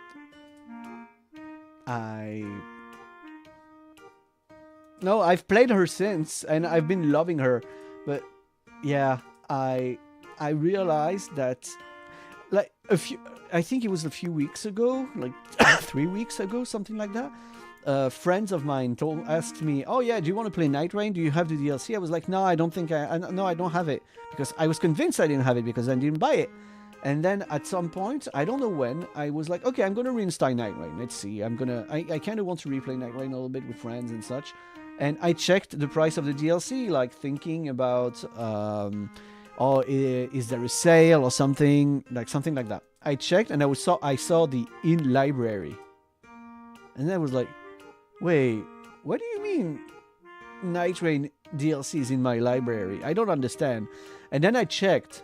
I went to my Steam account details to check the purchase history. I was like, okay, there's something that's just weird. That is straight up weird. Where is Night Rain? When did I buy this? Did I buy the collector's edition or something? I don't know. I don't understand. And I checked. I went there, and that's when I saw that I actually had the Night Rain collector's edition. And like the same day, I bought the game and the deluxe upgrade pack. I actually bought the deluxe upgrade pack because I thought it would be cheaper than the DLCs. And that if I were to play Night Rain, I would want the DLCs either way. So, yep. I was dumb. That was not smart. that was not smart. Yeah. Anyway, next game. Sid Meier's Pirates. Do you guys even remember that I played this? Do you guys even remember that I played Sid Meier's Pirates? It's a game that is very, very dear to my heart. On stream, it was shit. On stream, it was not a great stream game. Holy shit, it was not good. I love the game. I keep loving the game, and I will play it again. And yeah. Didn't you first play that on your 400th? Shut up. Okay, Dredge. Dredge. Great time. I feel like that's the kind of game I'd enjoy more off stream. I feel like Dredge is the kind of game I would enjoy more off stream. For some reason. I don't know why. It was fun. It was nice. It was nice. But yeah, I think that's not a great stream game for me, at least. Like, it's not as enjoyable to play on stream as it would be off stream. And that's the reason I stopped, basically. That's the reason, basically, why I stopped. Okay, Minecraft. To me, personally, Minecraft is a high A. As the streamer. We had very fun times. We had a bunch of new people coming in. Some kind of young. And the behavior was not the best. But otherwise, honestly, my first experience of Minecraft on stream, me trying to play vanilla and everything with everyone, I felt like it was nice. I think, well, we had a great time, and I do want to continue it. Well, we're gonna have more Minecraft because thanks to the Ichigo server, but the Cozy Chaos server, but still. Minecraft, I never expected to put it that high. I never expected to put Minecraft that high. Prey. Very good game. Very good. I really like the game, but I'm gonna be honest, after a while, I was kind of getting tired of the gameplay. I was kind of getting tired of the gameplay after a while. I don't know. I guess I'm not managing to get into the story enough or something, but it's I don't know. Maybe I'm not the right public for it, you know? Ichigo! I was just talking about you! Thank you for the raid! Hello, Kaiju! Hello, everyone! Parakeet, don't call Minecraft Roblox for boomers. Oh yeah, definitely. I was talking about the Cozy Chaos because I'm going to stream it again soon. I'm doing a review of the year. This is a tier list of every single game I played last year. And I'm doing a stream tier list on how everything went. And I was actually saying how surprised I was to enjoy Minecraft that much. Good choices for SSR apart from Uma Musume. The thing is, the tier list is not about the quality of the games. It's about how it went on stream. Is TF2 Overwatch for boomers then? Honestly, Cry, at this point, I think that Overwatch is also for boomers. You know, I think for some people, you have to tell them that Overwatch is Marvel Rivals for boomers now. And TF2... Nah, TF2 is for nerds. At this point, TF2 is for nerds. It's the nerd Overwatch. Millennials, Quake 3 Arena was Overwatch for boomers. Yeah! God, I loved Quake 3 Arena. Quake 3 Arena was the game that made me love FPS games in the first place. I have a stupid amount of hours on Quake 3. I loved it so much. I mean, I have Quake Live. Want to play something like that? We may have a thing going. A thing? Wait, what are you talking about, Phoenix?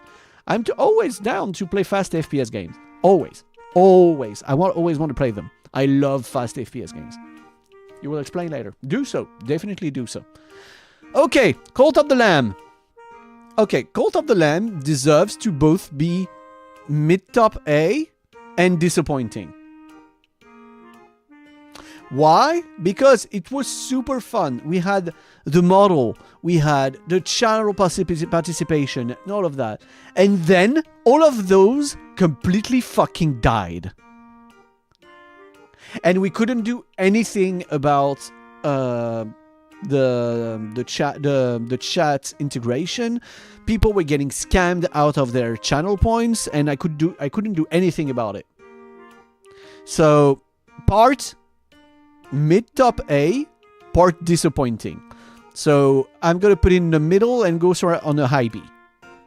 But yeah, like, I think it was one of the biggest disappointments because everything was there to have an amazing time, and then everything stopped working.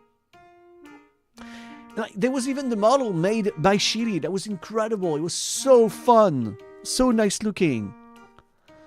But yeah, I find opportunities to use the model again.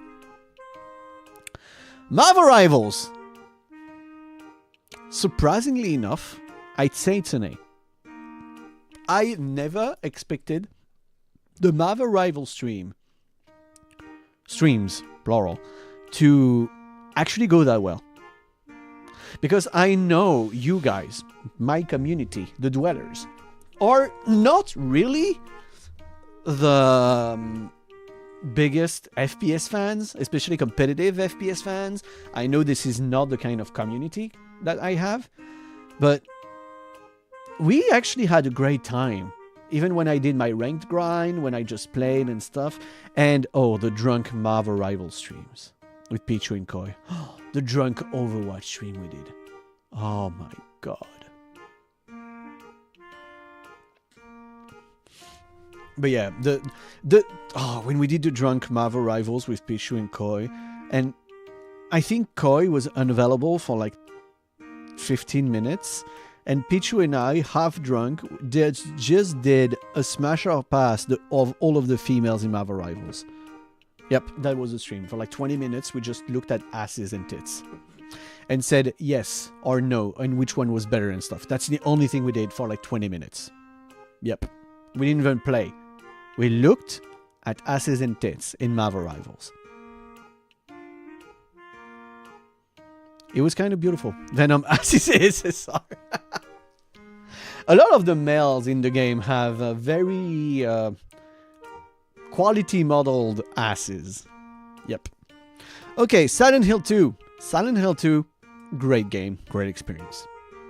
If only the performance was a little better, it would have been better, because I don't think I was able to use the model. I think I was stuck on PNG. But, and it was my first time, I think that was my first time on this channel that I played a game that long and finished it. What about thighs? We also did watch thighs. Yes. Silent, every hole is a goal hill. Yep, because our man loves putting his entire arm into dark, goopy holes.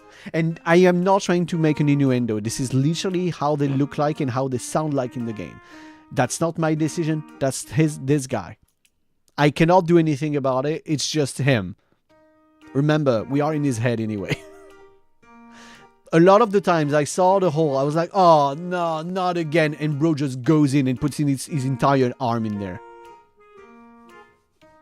I've made so many saucy paws during these streams. James Holfister Sunderland.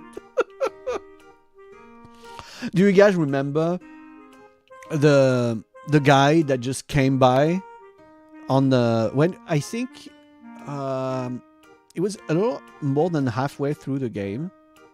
Oh, fuck, striking. Yes, there was that too. But like, it was halfway through the game. We took a boat to somewhere when I was near the lake, yeah. And there was that guy that just came in. First message. Yeah, first message in the channel. And guy was like, are you okay with me masturbating to you? And I was just, what? What the fuck, guy? It was so fucking funny. It was so fucking funny. First message of the guy. Are you okay with me masturbating to you? And we were like, huh? Like in the middle of a horror game. It was completely out of context of anything. And I answered that person very seriously. You're like, yeah, okay, you're free to do whatever you want, my man. Or woman. And have fun. But although I appreciate you actually asking, because that's the polite thing to do, did you really feel the need to, like, say it in front of everyone like that? Then enjoy your fear. That's the thing, I was not afraid. Like, that freaky is not, it's nothing to me. I've seen worse, like a lot worse. So at least I am completely immune to those kind of people. But yeah, that was a very funny encounter. And oh yeah, the fucking hating women thing. Oh my god. Oh my god. I think that was near the time when I participated to the diss of Furry Ferntail. And oh my dear god. The whole meme of me hating women.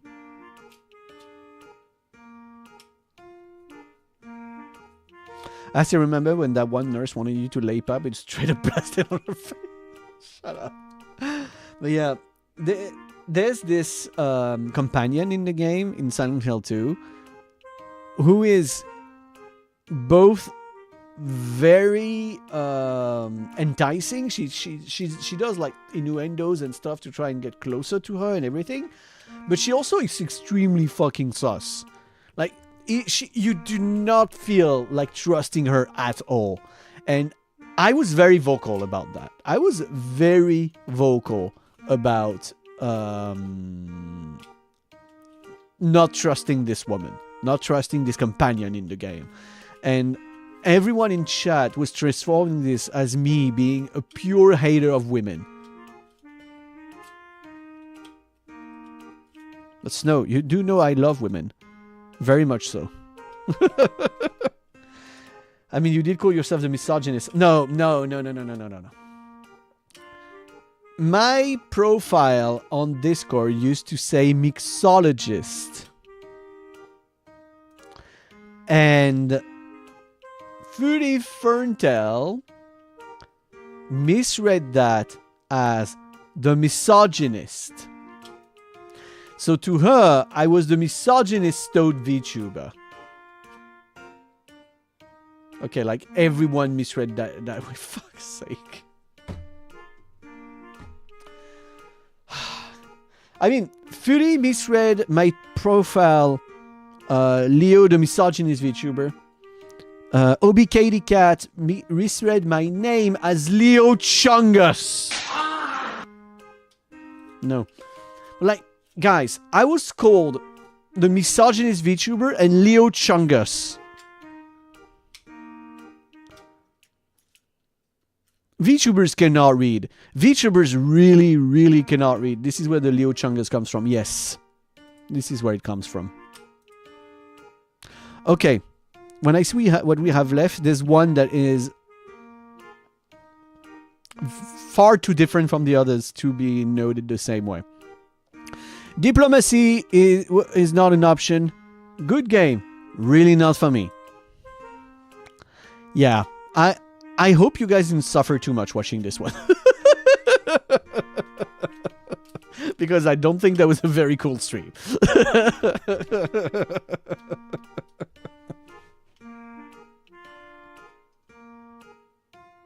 You enjoyed it? I'm happy. I'm very glad. Okay.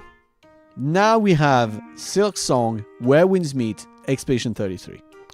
I'm going to start with Expedition 33. And I am not going to put in an SSR. Because I'm trying to take into account the entire playthrough. And for this, I have an explanation. And the thing I'm going to say now is that I'm sorry.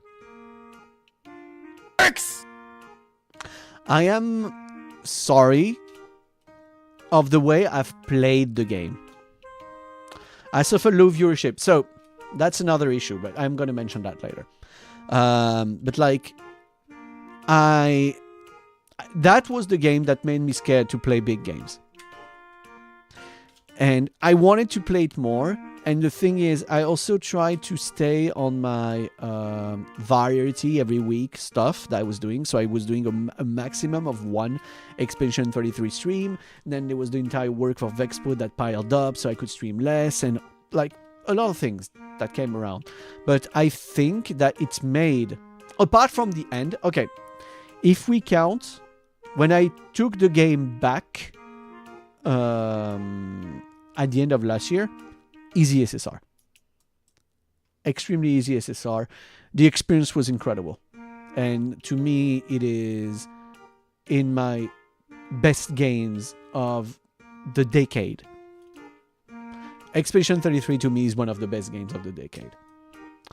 But as a stream experience, and on that end, it is exactly my fault. The fact that I fragmented the game so much made it not as enjoyable to watch.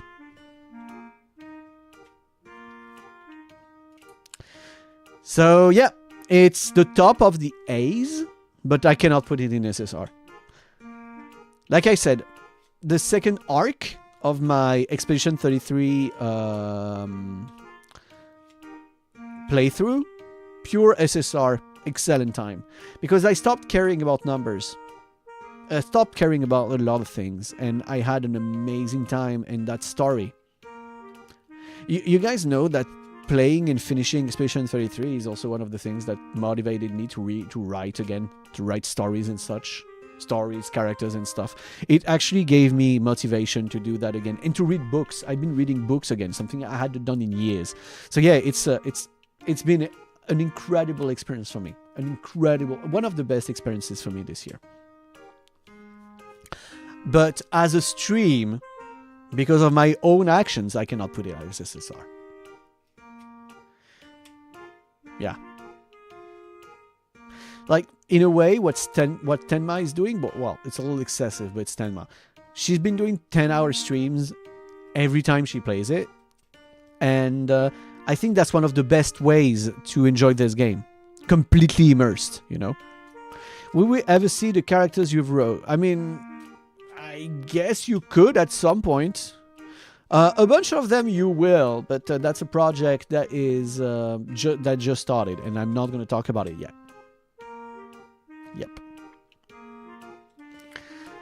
But yeah, I am writing a lot of things for one single project, and the rest I'm going to talk about the 2026 resolutions. So, now we have Silk Song and Where Winds Meet. SSR. Where Winds Meet, I am not sure. Because this is one of the games I've enjoyed the most this year. Honestly, Uma Musume, Where Winds Meet, Silk Song, Expedition 33 were some of the games I enjoyed the most the entire year. Like, and it's made my year better to play those games, really. The thing is, Where Winds Meet, although I've had a lot of fun with it, I mean, no, the streams themselves were fun. Like the legend streams with the boss fighting and all of that. I was kind of having my fun, but I have no idea how good of a stream it was.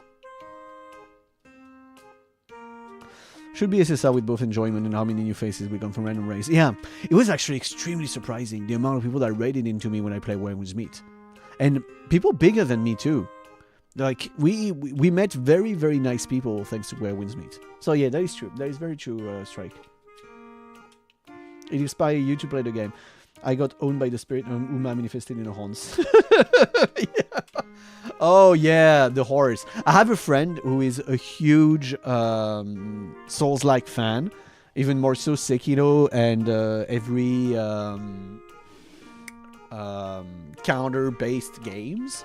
You know, deflect and stuff. He actually started the game because I told him that the gameplay was, if you play on Legend, you basically are deflecting attacks all the time and kind of playing, I guess, some kind of a Sekiro-like.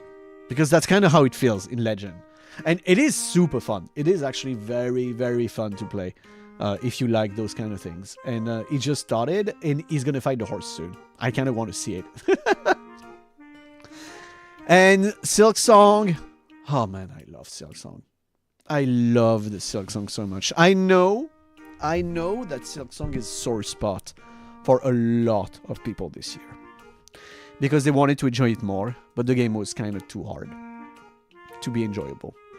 That I know for a lot of people, the game was kind of too hard to be enjoyable sometimes. And I'm sorry for that. I'm sorry for them. But to me, the game was very, very, very cool. I loved it from start to finish. Oh, it's hard. So the start of Silk Song is almost, wait, I guess was, since it's been reduced, was almost as hard as a mid to late game area and enemies in Hollow Knight. I think the issue is that it's a perfect game Hollow Knight variants, which is great for them, but yeah, exactly. I completely agree. Silk Song is a great game for people that have experience playing Hollow Knight. Hollow Knight variants that didn't take year-long breaks. Yes, that is true also. That if you are used to the Hollow Knight gameplay, very much so, Silk Song was not that bad. But, honestly, in terms of difficulty, Silk Song is much harder than the first game. It is much, much, much harder than Hollow Knight. Because Hollow Knight has a curve of progression for difficulty, which is very well made, in my opinion. And in Silk Song, you start more than halfway that curve. From the very start of the game, you can get your ass handed to you very easily and very fast. Which for some people, I understand, can be very frustrating. But I loved it. I can see them working on the game for so long and it's so good that they forget to balance it properly. The thing is, I wonder if it was not always the case, supposed to be the case, because remember, that was supposed to be a late game DLC. Silk Song was supposed to be a late game DLC. Initially, it was not supposed to be a second game. It was supposed to be a DLC you play after you've done a bunch of things in the game, even maybe finished it. They kind of trusted the players to push through the difficulty. Apparently the devs are pretty bad at their own game. I've heard that it's often the case. I've heard that it is very often the case that devs are not good players sometimes. At their own games. When the normal enemies deal 2 masks. Oh, yep. Those are painful. Those are actually rare in the first Hollow Knight. Enemies that do 2 masks of damage. In Silk Song, they're not. Nuh-uh. In Silk Song, they are not. But yeah. Okay. Guys, I'm going to say something. I'm loving that those categories have so many games. A and S and A have, like, A has more games than basically BCD. So it means that overall we just had a good time. Especially of a bunch of those were more than one stream. A lot more. No dicks. Dicks is not a game. I did not... I almost said something I would regret. But I did not, so I'm okay.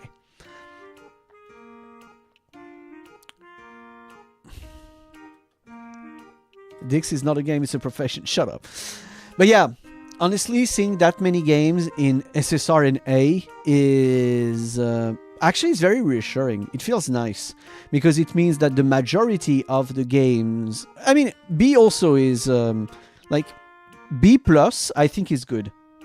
B+ is good. And it means that the very, very, very vast majority of the games we played last year, in my eyes, were a great time. And as a streamer, this counts so much. Those one, it's not that it's bad, but it's that, to me, it was not a good experience, either on stream or as myself.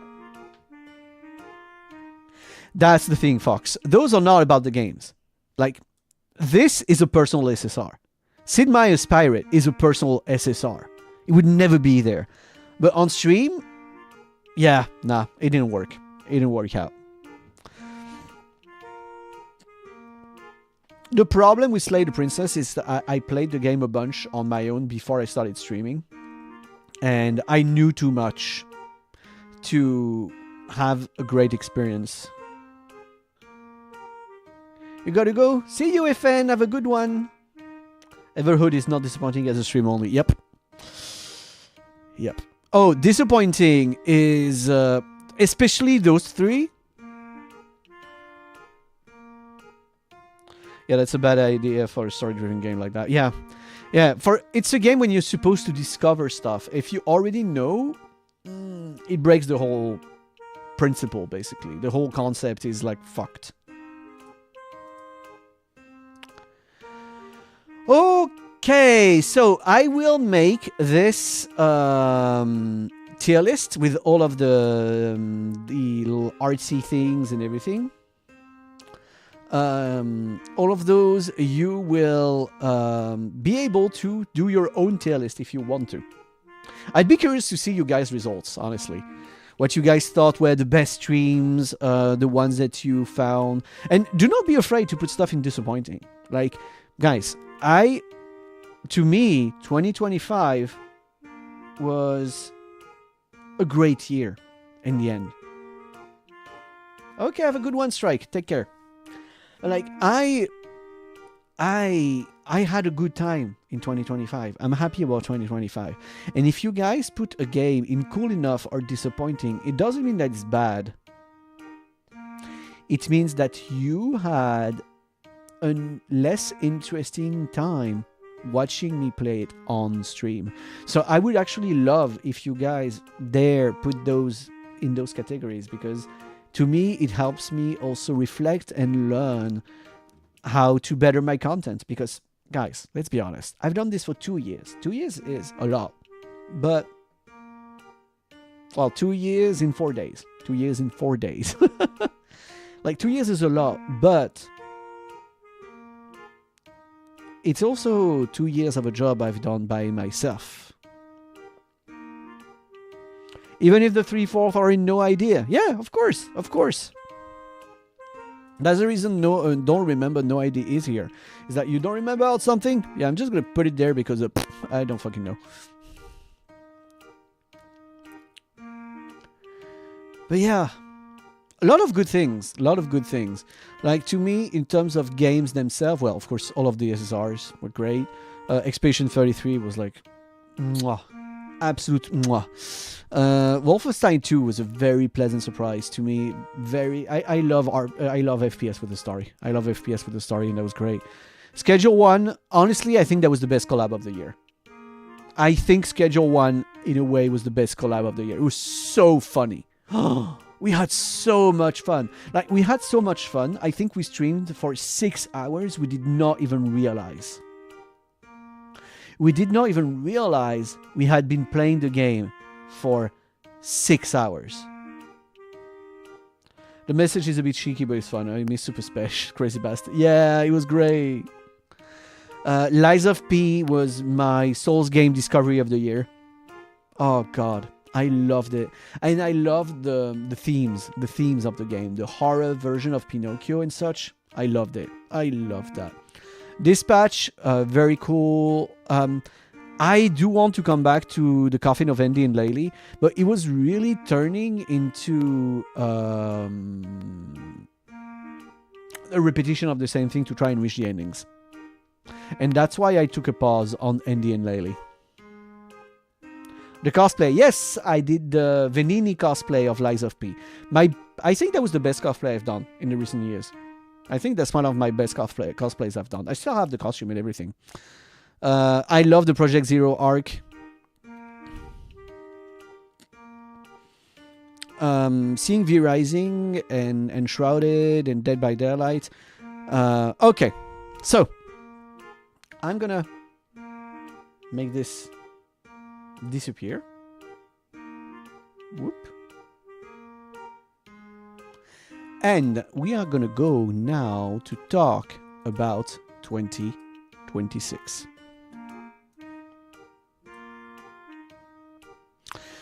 Okay, so let me check. I'm supposed to have text that will be appearing on screen. Oh, okay, the resolution is far too freaking small. I'm gonna, okay, GFGGG. Okay, great.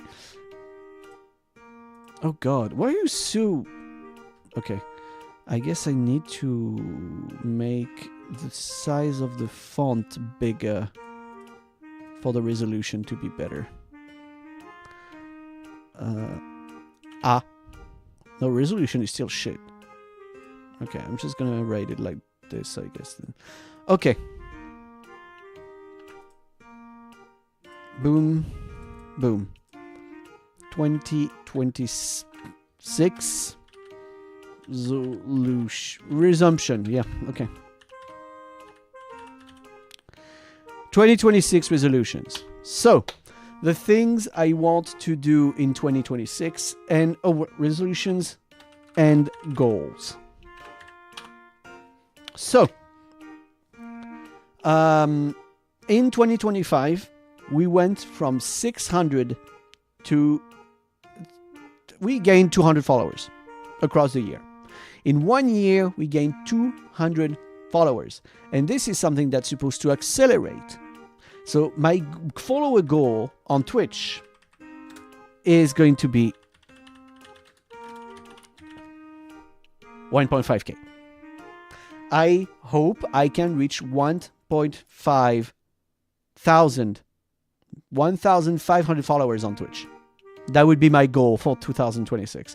Because I'm pretty sure we're going to reach 1k before the end of the year. Because we're already at 820. But it's a challenge to reach 1,500. Won't even break a sweat. I try to stay moderate on that because, well, it's nice to stay positive and hopeful, but growth is slow. But the more you grow, the faster the growth goes. So if we gained 200 last year, we need to gain 700 this year if you want to reach the goal. But I say it's not impossible. Yep. So that's going to be the goal. 1,500 on Twitch. So there comes the question of YouTube. On YouTube, we currently have 131. And it's been growing very, very slow. Because I don't post shit on my YouTube. I only stream. And that's not a good thing. I need to post stuff on YouTube. So, for YouTube,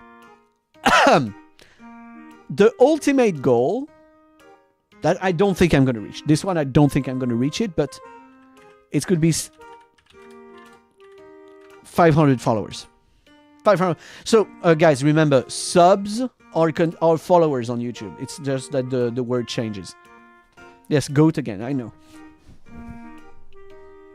YouTube is kind of weird with streaming. No, it's not about that. It's not. It's just like if I only stream and I don't post videos, YouTube doesn't see many views on my channel, so I'm not put forward by the algorithm. Basically, it's just that simple. So yeah, that would be my goals in terms of numbers. Then come other things. Well, I don't know why I had that accent for a second. And I'm going to drink some water because my throat is getting a little tense.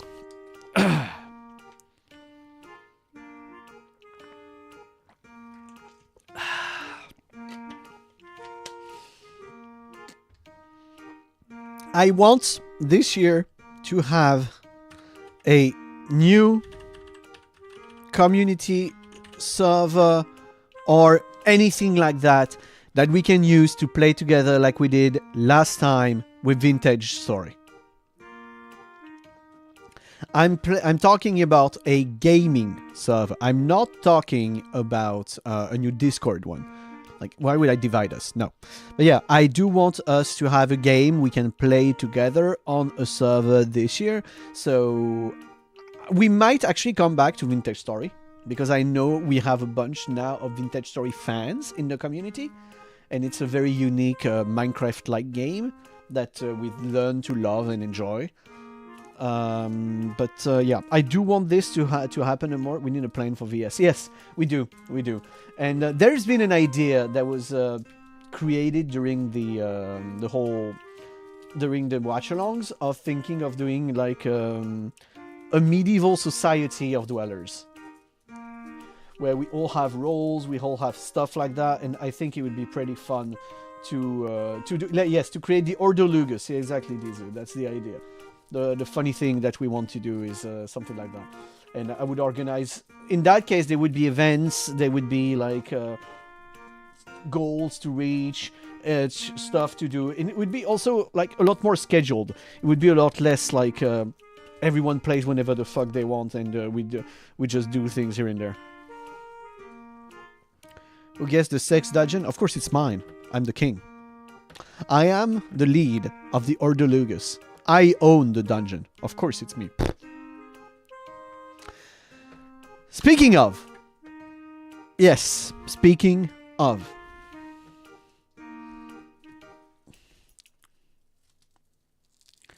Speaking of. Leo being the dungeon master. Speaking of, there is another goal I have. I'm going to put this year because I've delayed. I've pushed that back several times, like a lot of times actually. And now I kind of want to try and do it. This is going to be something that is going to be neither on Twitch nor on YouTube.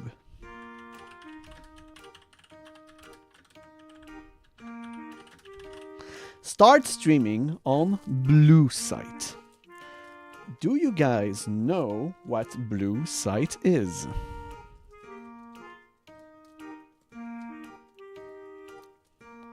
It's a bad word to say the other channels. Leo has a Fansly.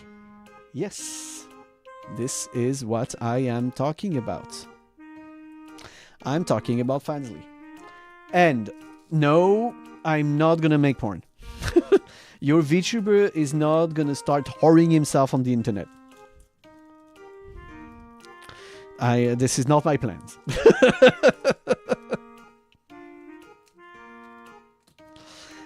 But there is a lot of things sometimes I'm interested to talk about. And also, I was thinking that sometimes it could be fun to just stream some games we're not allowed to stream on other platforms. It is that simple. Like, it is actually just that. Playing games that we're not allowed to play on other platforms and talk about things without filter. That's basically it. That's basically the reason why I created my account on this and why I want to stream on there. And of course, it's going to be separate. It's going to be something that no one has to watch. And if you are interested, it's going to be there. That's basically it. And that's content that I've always kind of wanted to talk about, especially when I guess it would be for everything kind of sexual education, like educational and stuff like that. I promised this from a very early days when I started streaming. That is topics that I want to touch upon because I kind of want to see. I kind of want to help people that feel lost with those things have more knowledge about it, basically. That's basically it. I just want people that want to have knowledge to have for that knowledge to be available. That's basically it. Yes, I know, I'm really talking like a fucking dad right now, but I guess that's just who I am now. So, those are the big lines of what I want to do for 2026. There's another thing that might seem like not a big thing, but I do want to say precisely. I want to continue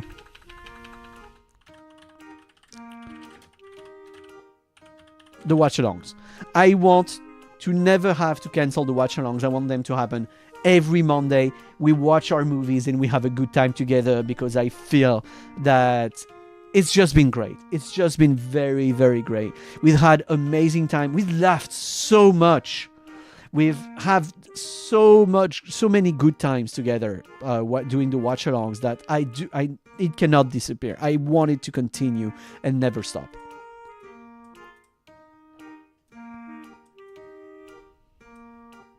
Wait, let me move things around just a little bit. Like that. Okay. Actually, you guys like this. Okay, much better. When the Cinderella Grey series?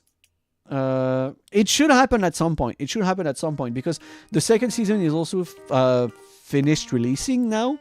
So we have the entire 2 seasons to watch. So this is going to happen. Speaking of, there's a few things that are going to happen this year. So this year we are going to have Baldur's Gate 3. This year I will be doing a full Baldur's Gate 3 playthrough. It is now decided. There's going to be a full Baldur's Gate 3 playthrough this year, which is going to take a long time. You guys have to realize Baldur's Gate takes around 100 hours to finish, even once. And when you see that my streams are usually between 4 and 10 hours at most, that's a lot of streams. That is a lot of streams. We are looking at like 15, 20, like 20 plus streams for one game. But I want to do it. I've always wanted to play Baldur's Gate 3, and it's going to be great, I think, to discover it together. That will actually be helpful. You need to learn some stuff about D&D. I will never stop talking about D&D. Never, never, never, never. Like, I've played D&D since the 2nd edition, like 20 years ago. So, yeah, I have a lot of things to say. I've also played Baldur's Gate 1 and 2. And their expansions back then. Will you do an educational D&D stream then too? Yeah, I could definitely. So there is a thing I want to do this year, and it's kind of related.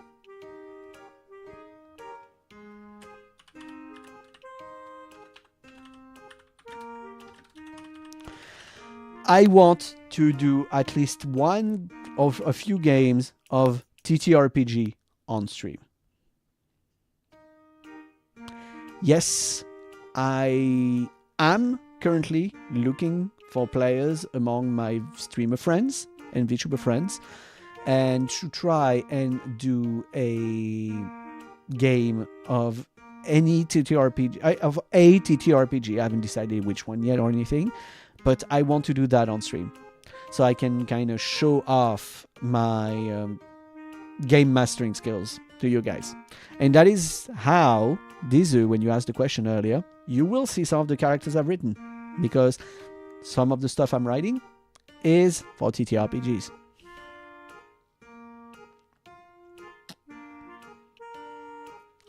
Also, Theseus, a long time ago, so I think it was in a few months after I started streaming, I did do a Q&A TTRPG stream where people could ask any questions they wanted about being a game master, about like writing scenarios, writing characters, and any question they had about that. I did a stream like this a while ago, but it was still like the tavern was very young. There were not many people in the community at the time. So yeah, I am thinking of maybe doing something like that again. And so, next point. I want to make shorts on YouTube. And one of the topics, so the kind of shorts I want to do is either, I may put like small edits of streams sometimes using the Twitch to YouTube system, but I also wanted to tell short, funny stories based on TTRPGs and TTRPG times I've lived through. And those would be illustrated the way I did the Draw My Life. Yep. By the way, Theseus, if you want to see that VOD, that would not be on the main channel. It would be on the old archive channel. Yep. So yeah, those shorts would be anime, like poorly drawn TTRPG stories. And other stories I want to tell. That's basically the stuff I'm thinking of for shorts. And also like just editing content. But you guys, technically, as viewers that watch the streams already, you are not the public for the shorts. The public for the shorts is for new viewers. People that haven't seen my streams before, to give them an interest to watch it, That's basically why you make shorts usually.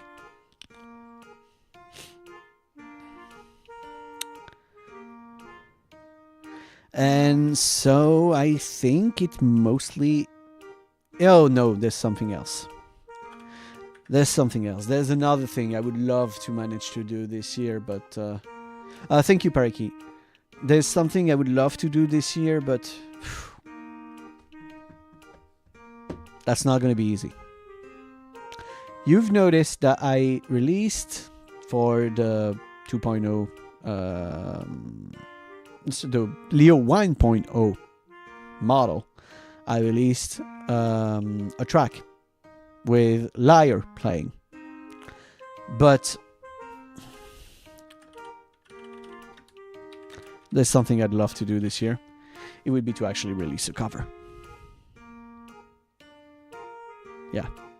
I would like to release a real cover this year. But it's very hard because I do not have the skills to edit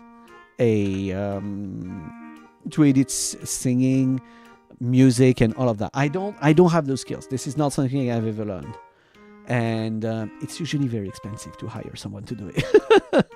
So it's not easy, and there's a lot of things that are much like they're going to be complicated.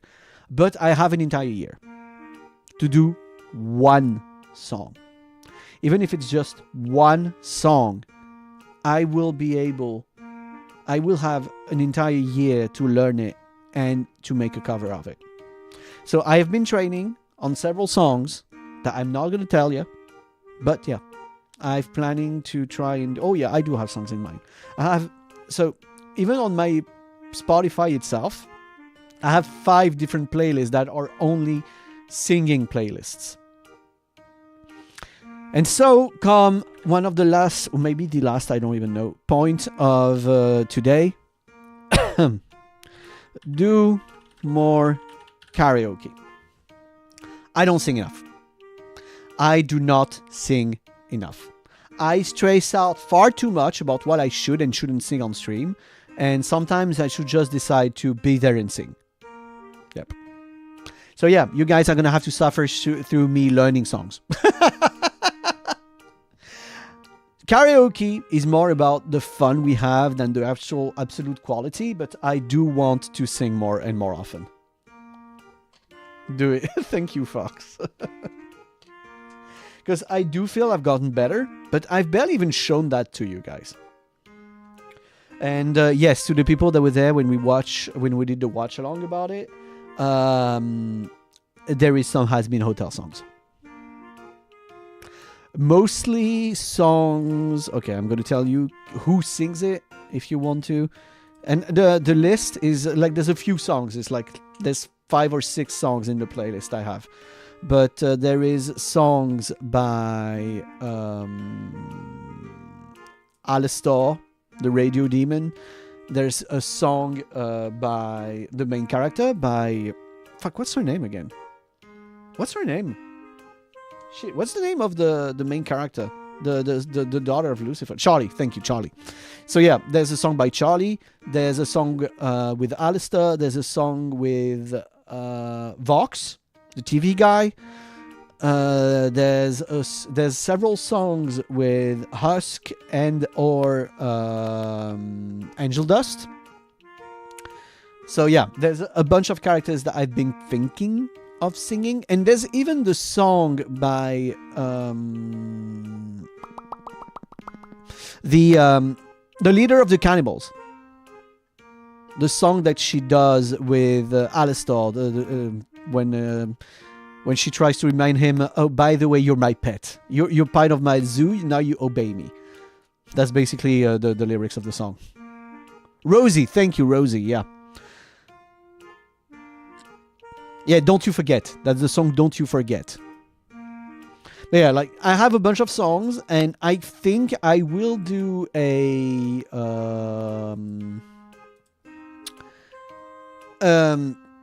Has Been Hotel karaoke. I think I will try and do an Has Been Hotel karaoke. What streaming service is the blue site you see on the list? Hi, Deputy. It's it's actually kind of special because it's Fansly. And it's going to be, for me, to do streams when I mentioned more adult topics, like educational, about a lot of things that you guys kind of know are part of my previous work experience and such.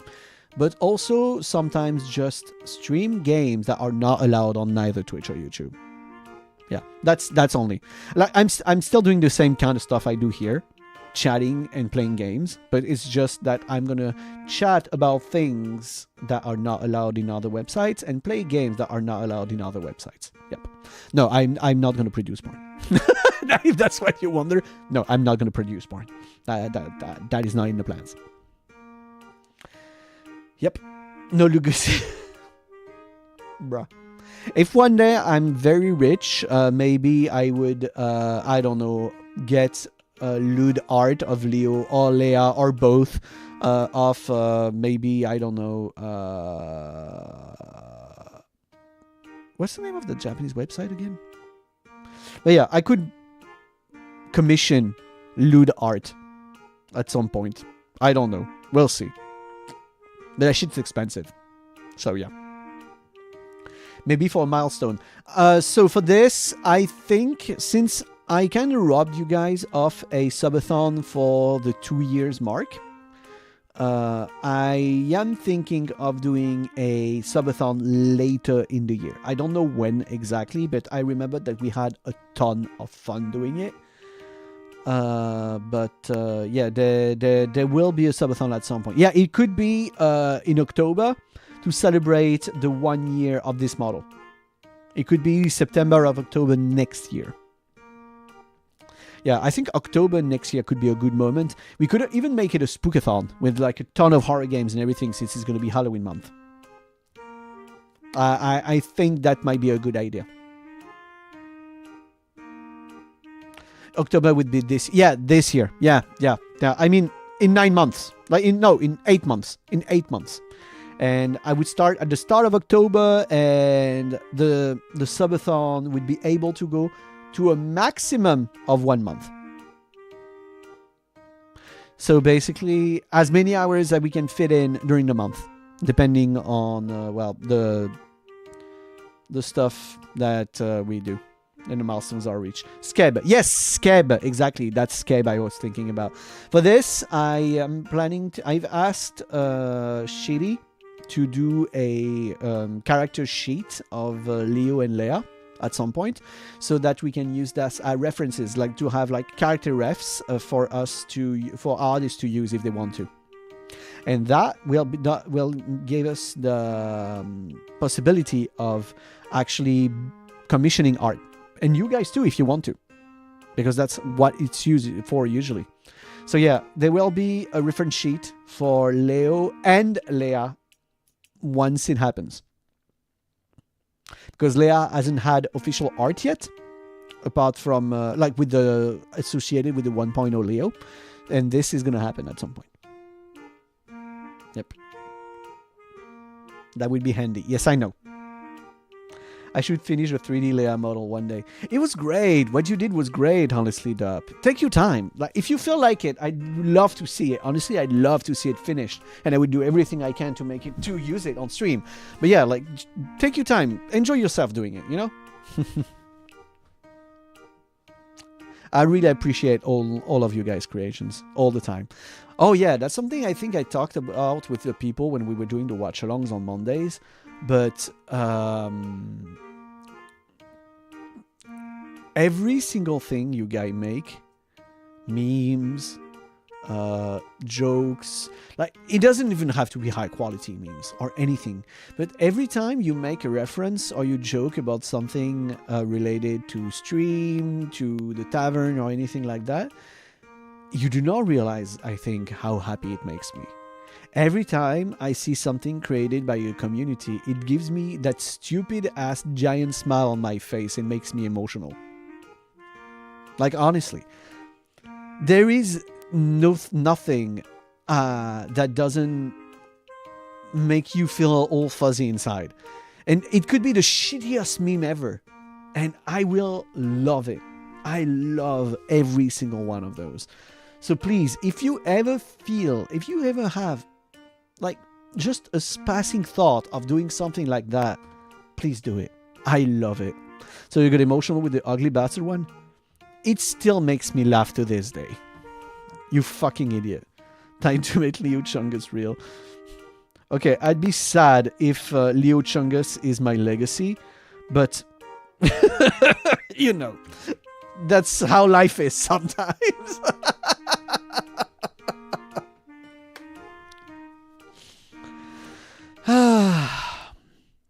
I finally gave you an idea for something. Oh, okay. Massive legacy, yeah. I mean, the man is large. Leo Chungus is a large being. I just consider him to be an alternate universe version. Like, he doesn't exist in real life. It's an alternate universe. So he cannot hurt you because he doesn't exist in this world. That's why I think. Okay. So, this is what I consider to be my 2026 resolutions and goals. Oh, there's one last little thing. It's not really a big goal, but it's something that's going to arrive soon. And it is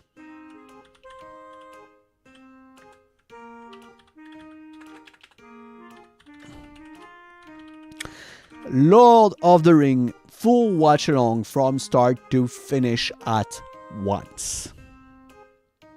That will be on the Discord server, and yes, it will take an entire fucking day. Because it's only the extended versions we're going to watch, and it's going to take a little under 12 hours. Yep, 12 full hours. I think it would be nice to start like maybe during your weekend, either a Saturday or a Sunday. We'd start at noon and end at midnight, basically. Yep, that'd be the plan. So yeah, we would start at noon, like for lunch. We start with lunch, basically, and then we go until midnight. Yep. But first of all, I know that some people in here, the dwellers, have not seen The Lord of the Rings ever before. So it is something that needs to be corrected.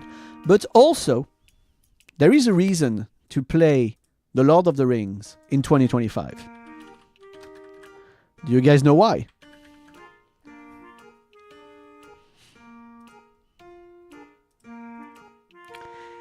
You did say, but you love a watch along. Hey, nice. What date frame will it be in?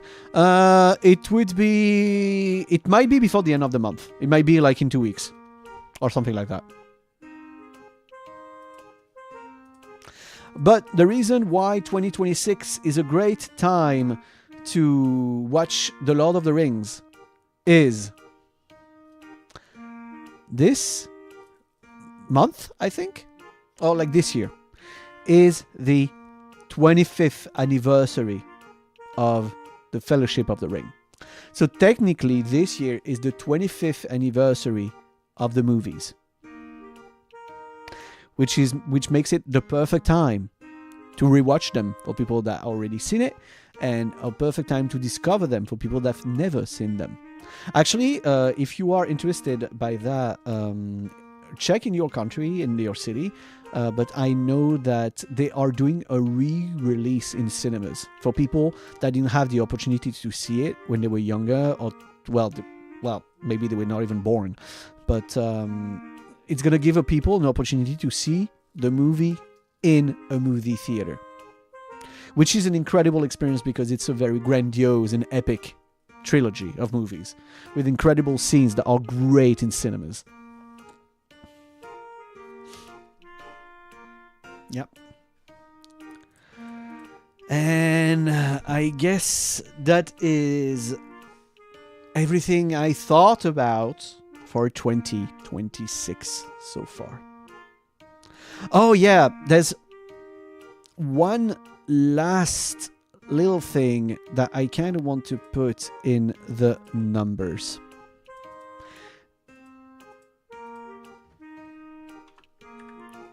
By the end of the year, I'm not going to be too greedy on that.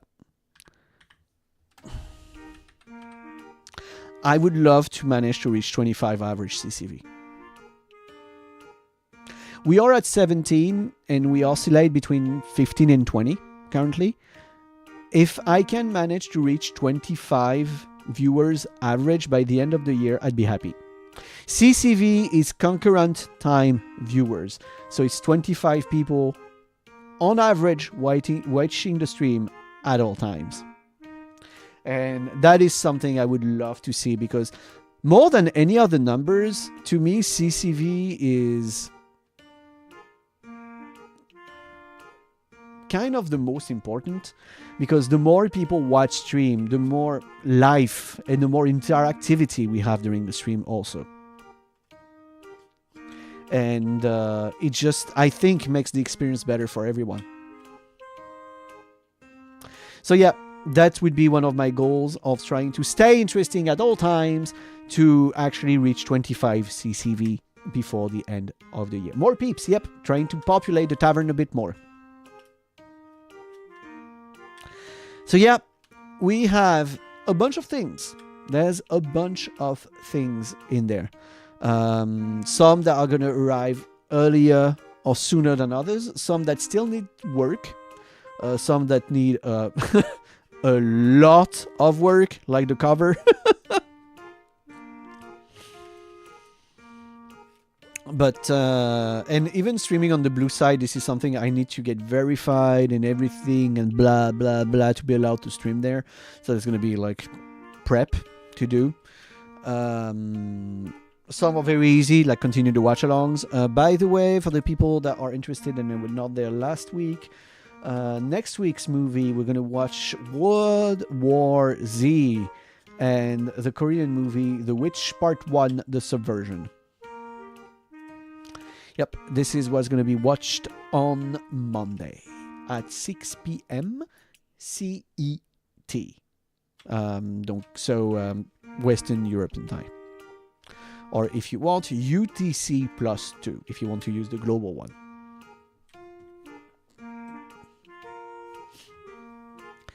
Yep, otherwise, TTRPG on stream is going to take some work. I might do TTRPG related streams to talk about it. Oh, 7 p.m., my bad, 7.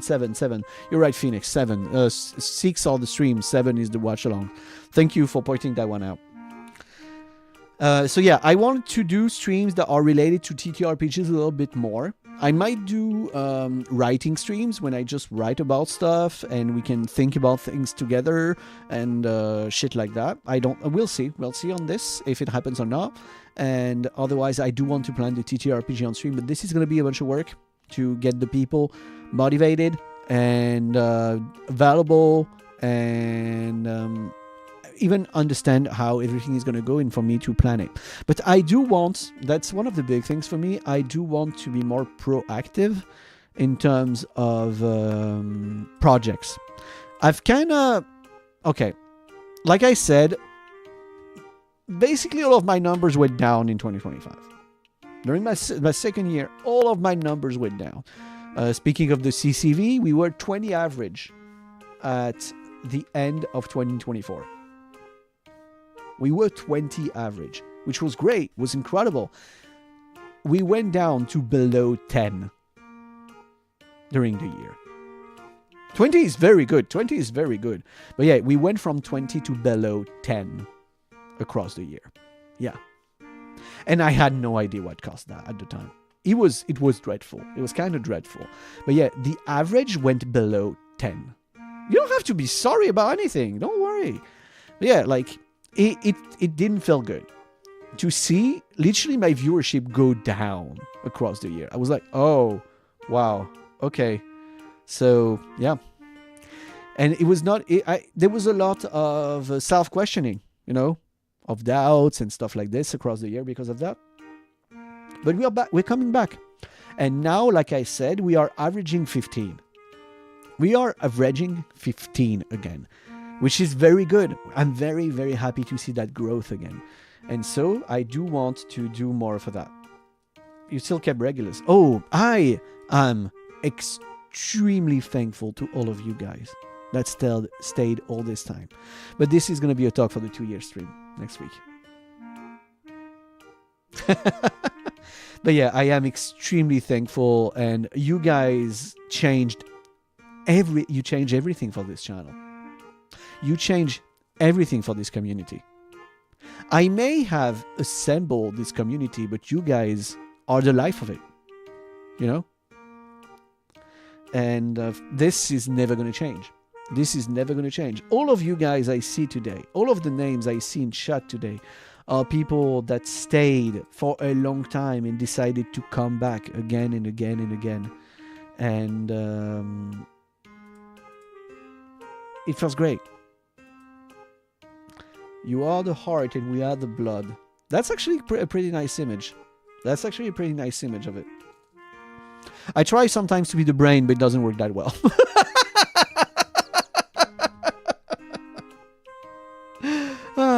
And I guess in a community, the brain is kind of shared between the community and the creator, because it's great to have projects and stuff that also started by you guys sometimes. And like there's a lot of things, but I mean, we have a lot of potential. I'm talking corporate now, but our community may be small. I think our community has a lot of potential. My channel has a lot of potential, but there is a lot of work and a lot of things to make it better that can happen. And I do want this to continue. I am here to stay.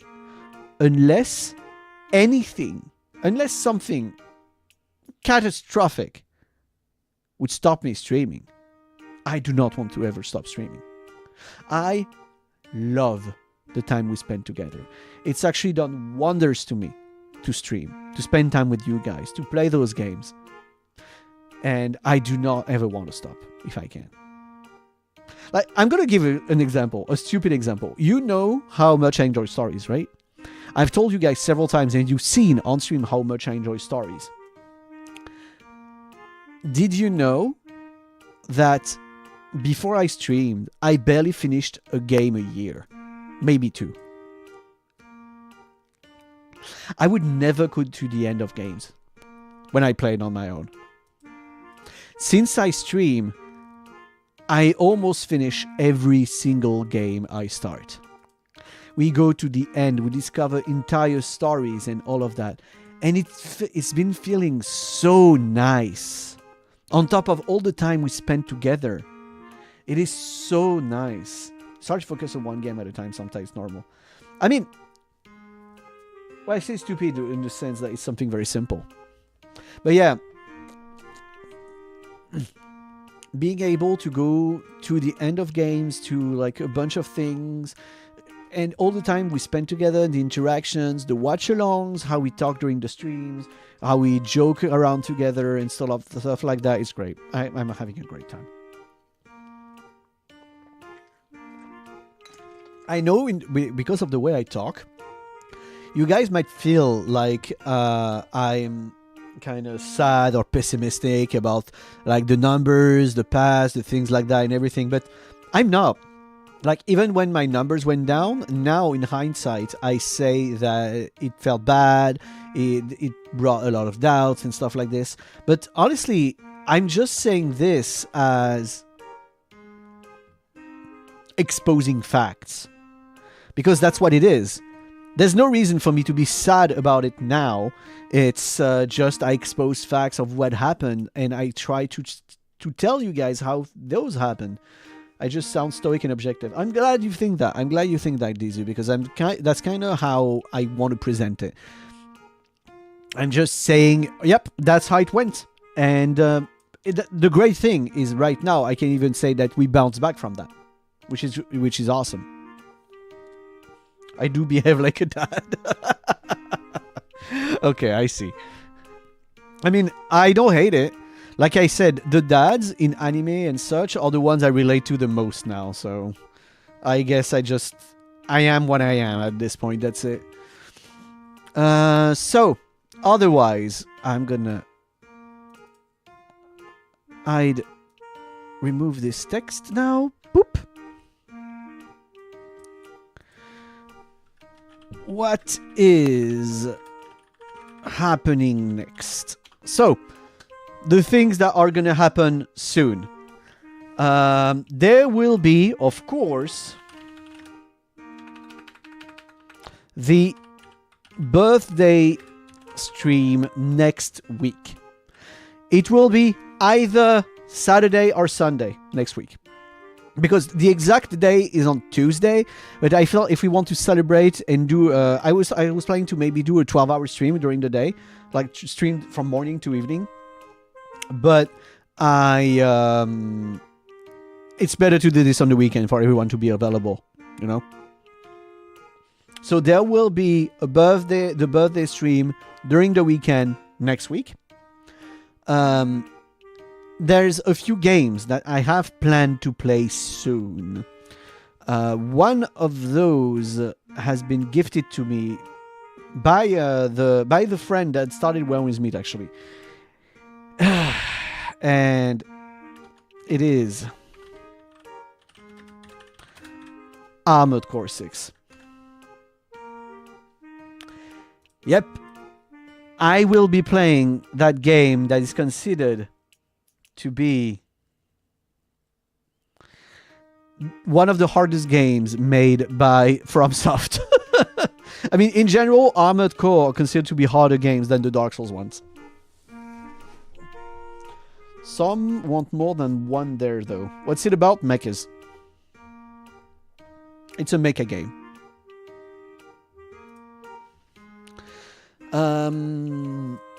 There is a bunch of... so there will be more collabs with Raz. I will not start Baldur's Gate 3 before we've finished a playthrough of the playthrough of Skyrim. I'm not going to do every single quest or anything, but I do plan to go to the ending of the story in Skyrim, something I've never done before. That was the goal of our adventure in the first place. I'm doing the DLC because I'm also discovering them, and I think I'm going to do all of the DLC stories. But yeah, once Skyrim arc is over, that might be when I start back the Baldur's Gate 3 one.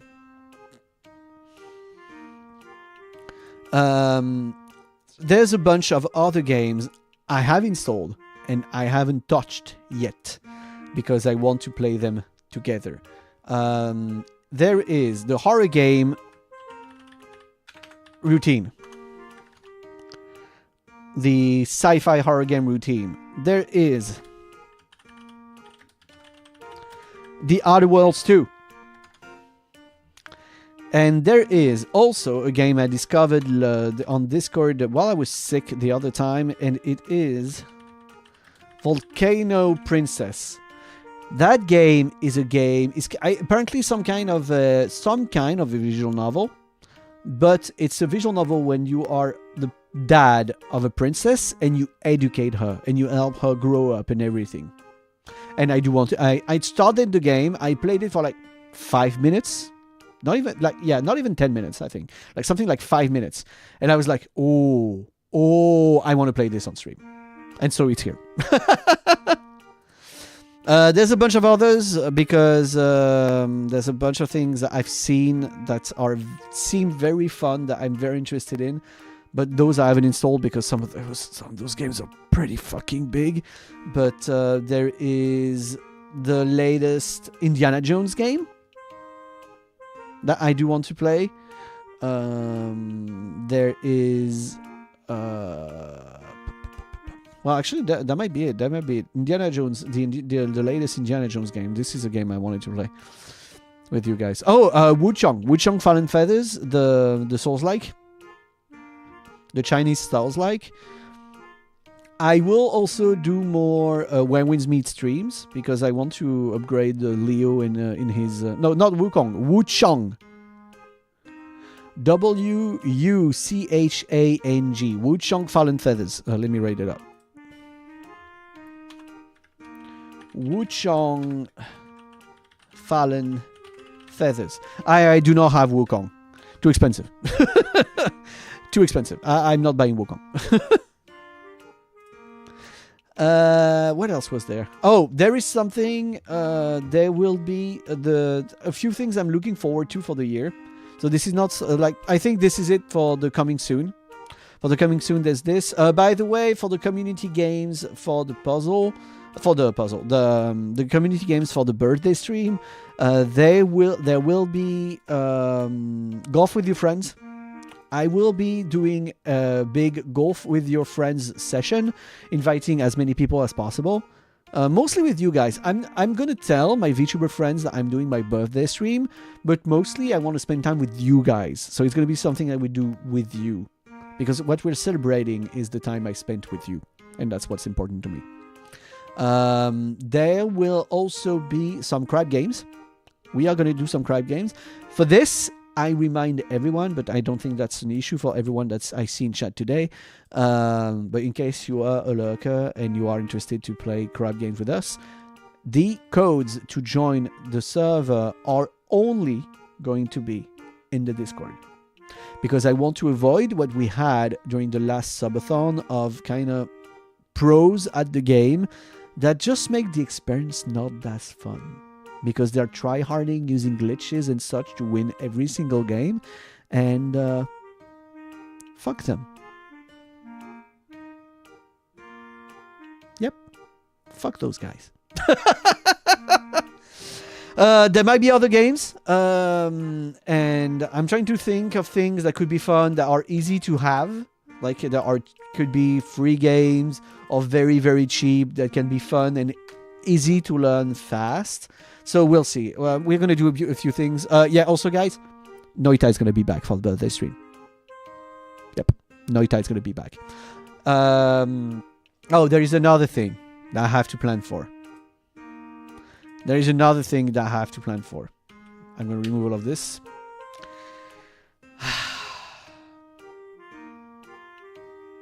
Demos is going to be a common stream. It's something I'm going to do several times across the years. That's not what I'm not pointing it out that much. But yeah, this is something that's going to happen several times during the year.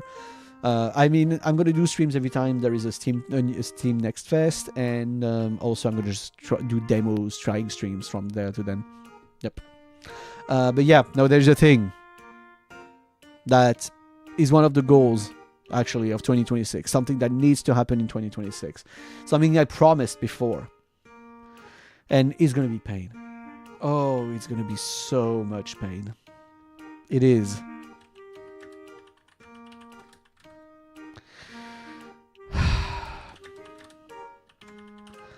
The Last Mountain in Peaks of Your Base game.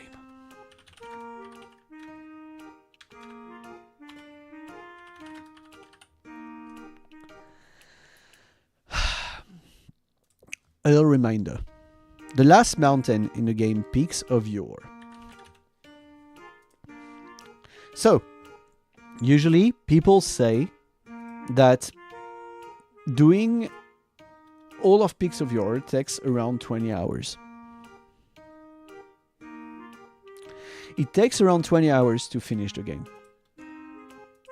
But it takes you 20 hours to play through all mountains, and then it takes you around 20 hours to finish the last mountain. That's basically what everyone says. It takes 20 hours to do all mountains. It takes 20 hours to do the last mountain. For a total of around 40 to 50 hours for most people.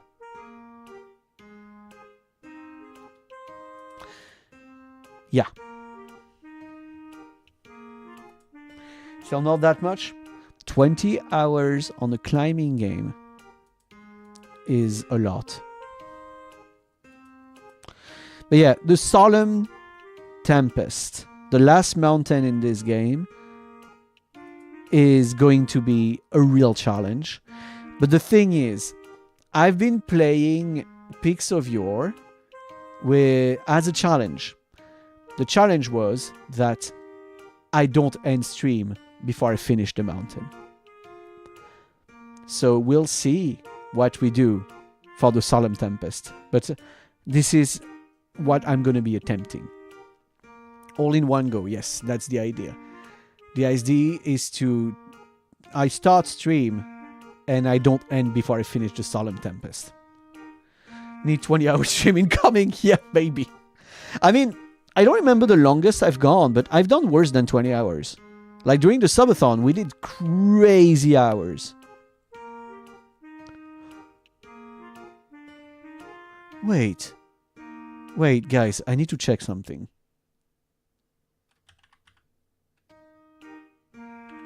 There's a game that we forgot in the tier list. I just realized there is a game that we forgot in the tier list. A very, very important game. Who was one of the SSRs of the year. How did I even forget this?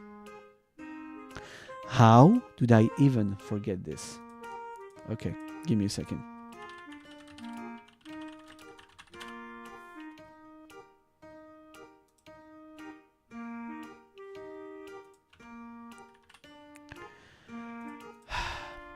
The game A Quiet Place.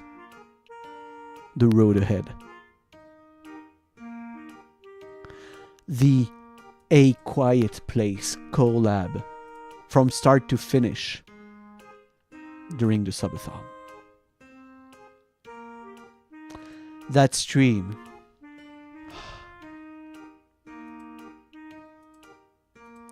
The game based on the movie. It was an experience of all times. No, it was during the subathon. It was January. It was during the subathon. It was in January. And oh god, that stream was so long. It was so long. I remember people in chat and the other even the guys that were with me in VC, the other streamers, they stopped believing I would be able to finish the games because I was so tired. But we did it. We actually finished it. And holy fuck. I might re-upload that stream. Specifically, I might cut that stream from the subathon and re-upload it on the main channel because there was Sussy Ichigo voice. There was a mountain, and I mean a mountain of soundboards used to try and bully me. So, to the people that weren't there, to the people that were not here in January, okay, there is something that you need to know. In the game, A Quiet Place. So, you know the concept of The Quiet Place? Okay. In A Quiet Place, in this universe, we are in kind of a post-apocalyptic world where there are monsters that react to any sound, that are extremely sensitive to sound. Those monsters are almost invincible, and they will shred your fucking face off if they hear you. I played the video game based on the movies A Quiet Place, which has the exact same rules. But the one big thing is that it had mic recognition. It could hear every single sound I made in my microphone. So, I was playing the game with friends of mine in VC, trying to bully me into getting scared or laughing or anything else, while I was playing the game, having to try and stay silent. The game could not hear them, but the game could hear me.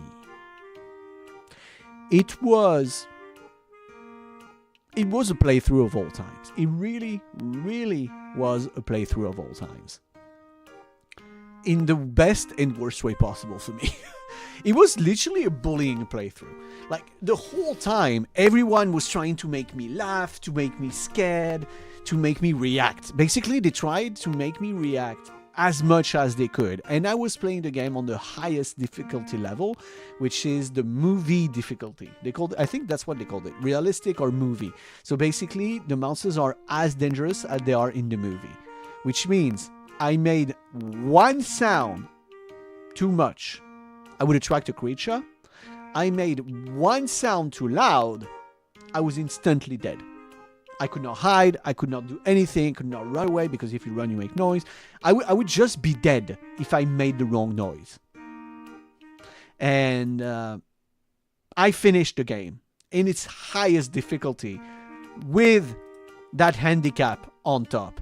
It took me 12 hours. But I do believe that it was an incredible experience as a stream. I think we had a ton of fun doing it. I haven't dared rewatch it. I haven't dared rewatch the stream.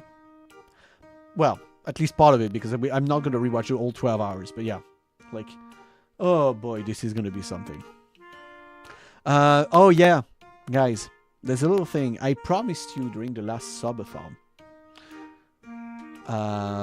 Something that's gonna happen next week for the birthday stream.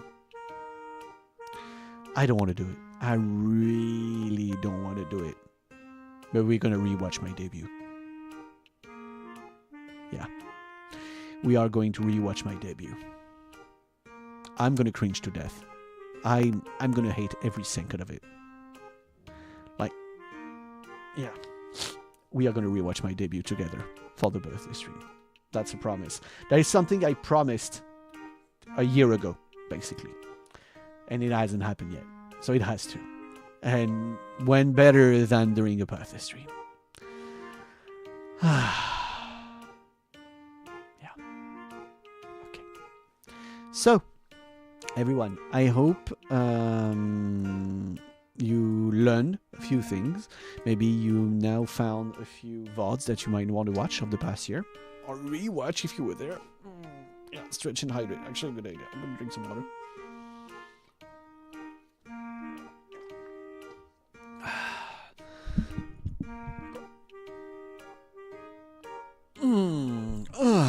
That was good. That was good.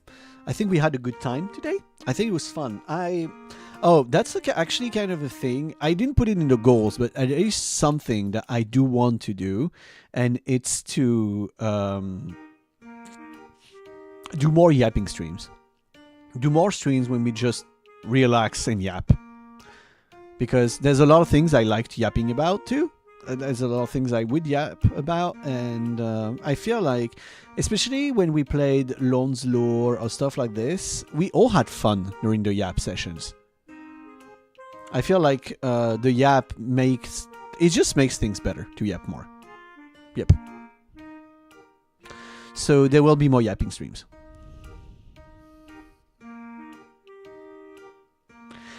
Okay, yap is nice to unwind. Yeah, and I need to yap. I need the yap inside of me. I need to talk.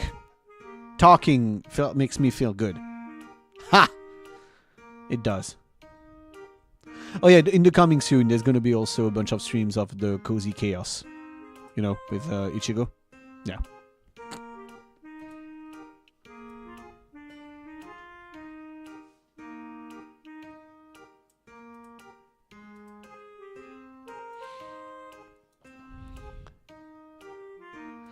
Okay, so all of you guys, I hope you had fun today.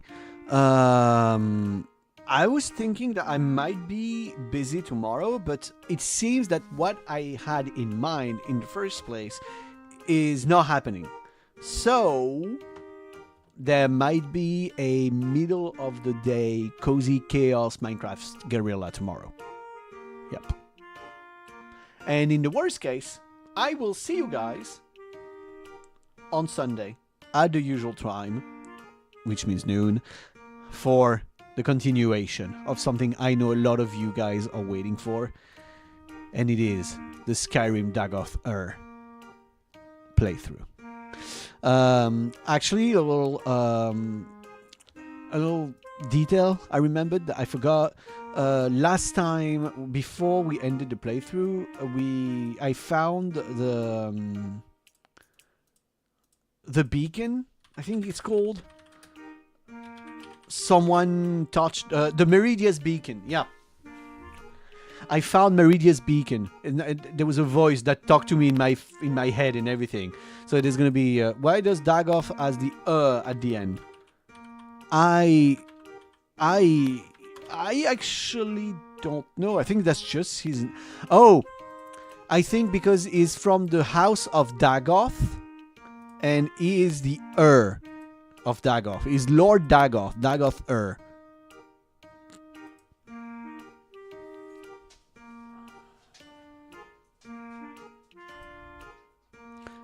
Technically, I guess. I mean, you do know that Dagoth is an extremely evil person.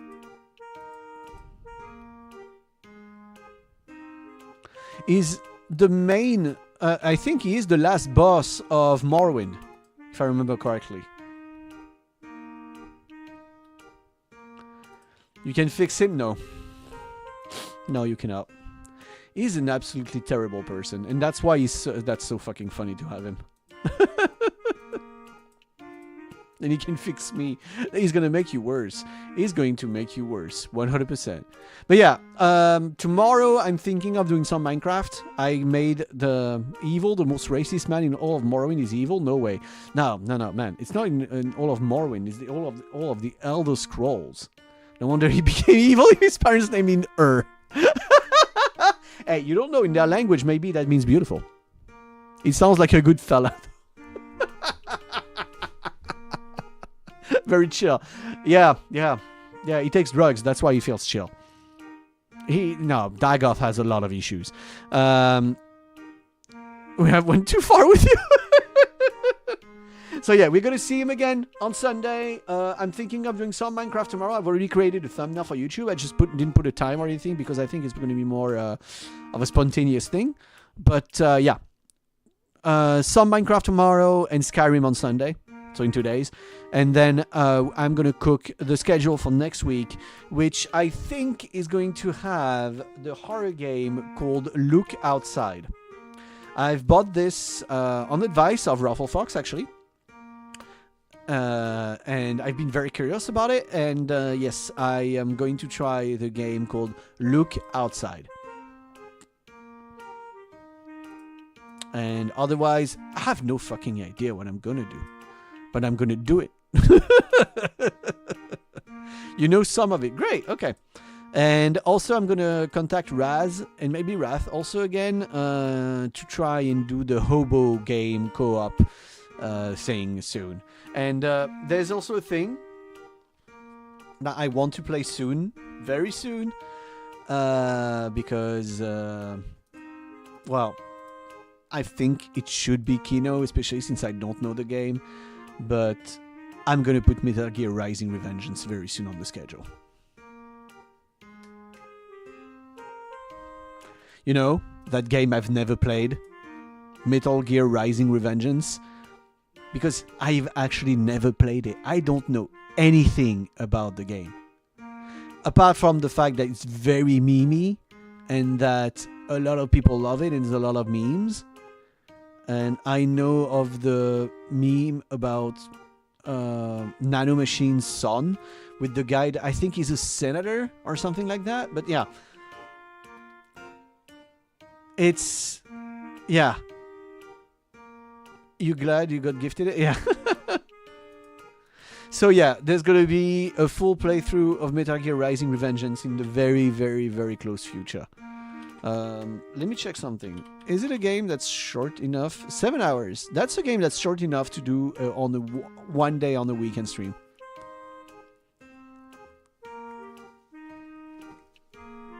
Yeah. This is going to be a one stream game that I'm going to do on the weekend, I think. Yep. So, everyone, I am going to close the doors of the tavern for the day today. Oops. What am I doing? Whoop. Okay, much better. So yeah, I'm going to close the doors of the tavern for the day today. And I will see you all very soon. Okay? We're not gonna be away for long. I do not want to have another hiatus when I've had in the past 2 weeks.